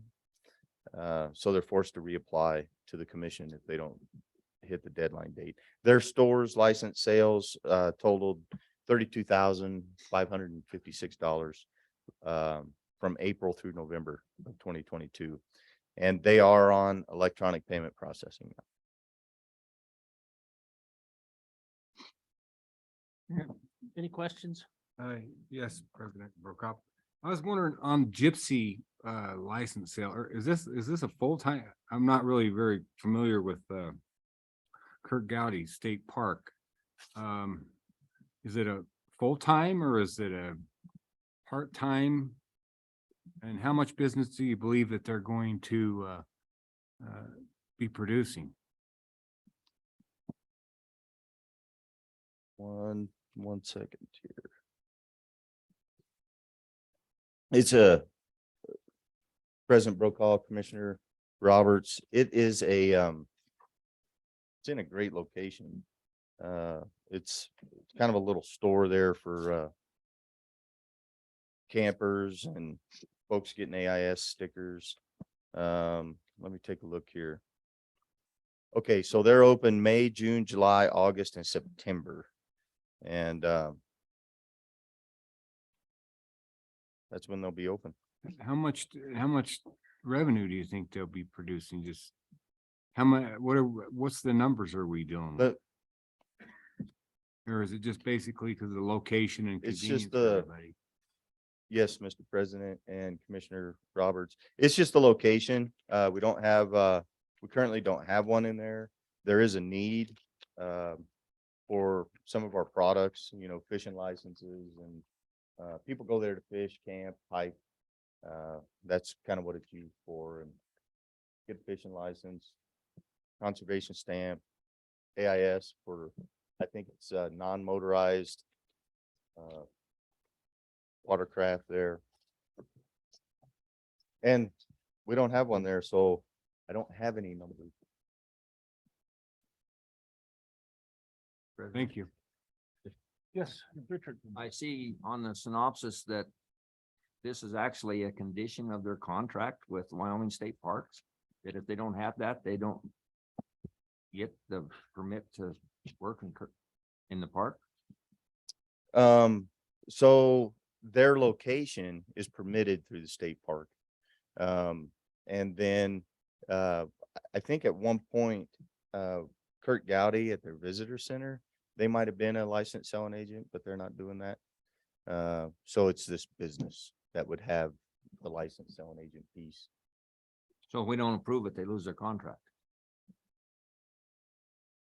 Is that what it says? That's exactly what it says.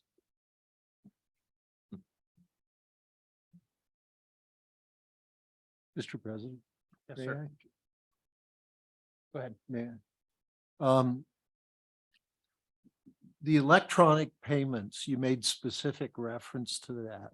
And I'm wondering why. What's the significance to the Department of Electronic Payments? President Brokaw, Commissioner Masterson, approximately 5 years ago, none of our licensed selling agents were on electronic payment. And we had issues with late payments. And, you know, there was a constant, I don't know, turbulent cycle of trying to get the commission's money from licensed selling agents. So we instituted a program, I think about 3 years ago, figured out how to get licensed selling agents on electronic payment, ACH. And anyhow, last I checked, we were up to about 53% of our agents. So now as we add new agents, we try to get them on as they come in. It's not mandatory yet. Not yet. And there's a fee associated with the electronic transactions. To your knowledge, is the vendor paying that? There was President Brokaw, Commissioner Masterson, I think there was legislation a couple of years ago that allowed the licensed selling agent to charge a fee commensurate to like the credit card, and they are allowed to keep you know, I think it's $2 out of the transaction. Typically, although this is different because ACH is, you know, here's their invoice, this is how much they owe us, and we pull it from their account. If there's fees associated with that, typically the banks charge those fees to the vendor, or in the case of insufficient funds, I guess it would go like that. Then we could get hit for part of that, you know, as we try to collect.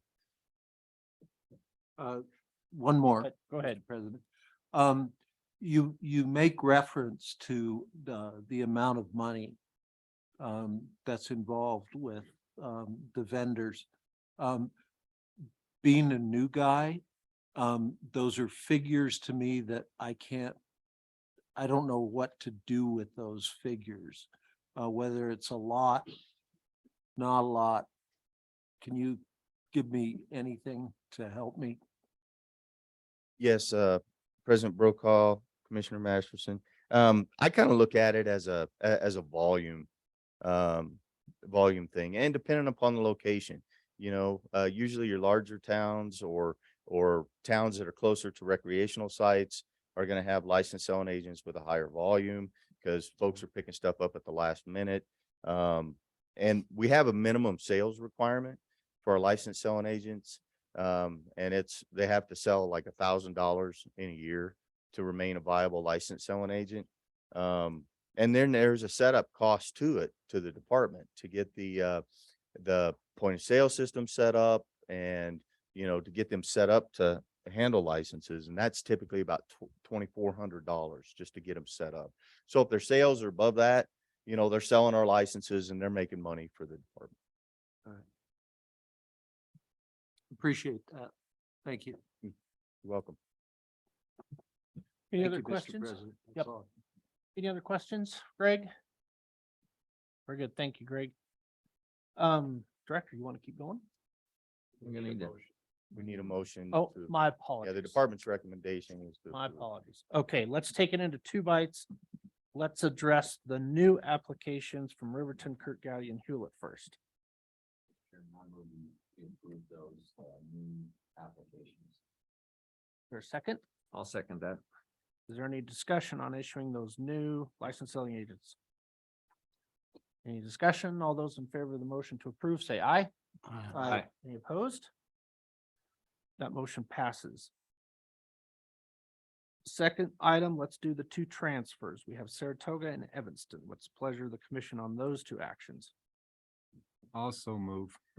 Moved by Commissioner Robertson. Is there a second? Second by Ashley. Thank you. Any discussion on the transfers? Hearing none, all those in favor of that motion signify by saying aye. Aye. Opposed? That motion carries. Last item is to accept the late bond for Grays River from Alpine. Is there a motion for that? So moved. I'll move to approve it. Moved by Commissioner Bell. Is there a second? Second. Second by Commissioner Robertson. Is there any discussion? I would have some discussion, Chief Cripps. In the past with late bond renewals, sometimes we've been not so forgiving on that. Is this a one-time occurrence with Grays River? Are they chronic habitual offenders or just logistically slipped through the cracks? What happened here? President Brokaw, I really think this is, it's a one-time payment by 1 December, every year. And the electronic payment processing doesn't really hit that because, there's not an invoice associated to it. They do receive several messages from the licensing section about, hey, remember to pay your bond, remember to pay your bond. And, we do have some of those cases that are the absent-minded professor, hey, I forgot to mail my bond in. I'm not aware that Grays River Sports and Alpine is a chronic non-bonder. And we're trying to get them all caught up. We look for them, October, November, we send the notices and, I mean, it's very clear. They have to have it in by 1 December. Very good. Any other questions? Any other discussion on the motion? All those in favor of the motion to approve the late bond for Grays River, say aye. Aye. Aye. Opposed? That motion too carries. Thank you, Chief Phipps. Now, Mr. Director, you've had enough. You're full to the top. Deputy Director Kennedy said enough. Oh, Deborah. One last call to the public. Is there any public signed up? Anybody online? Anyone want to say anything final?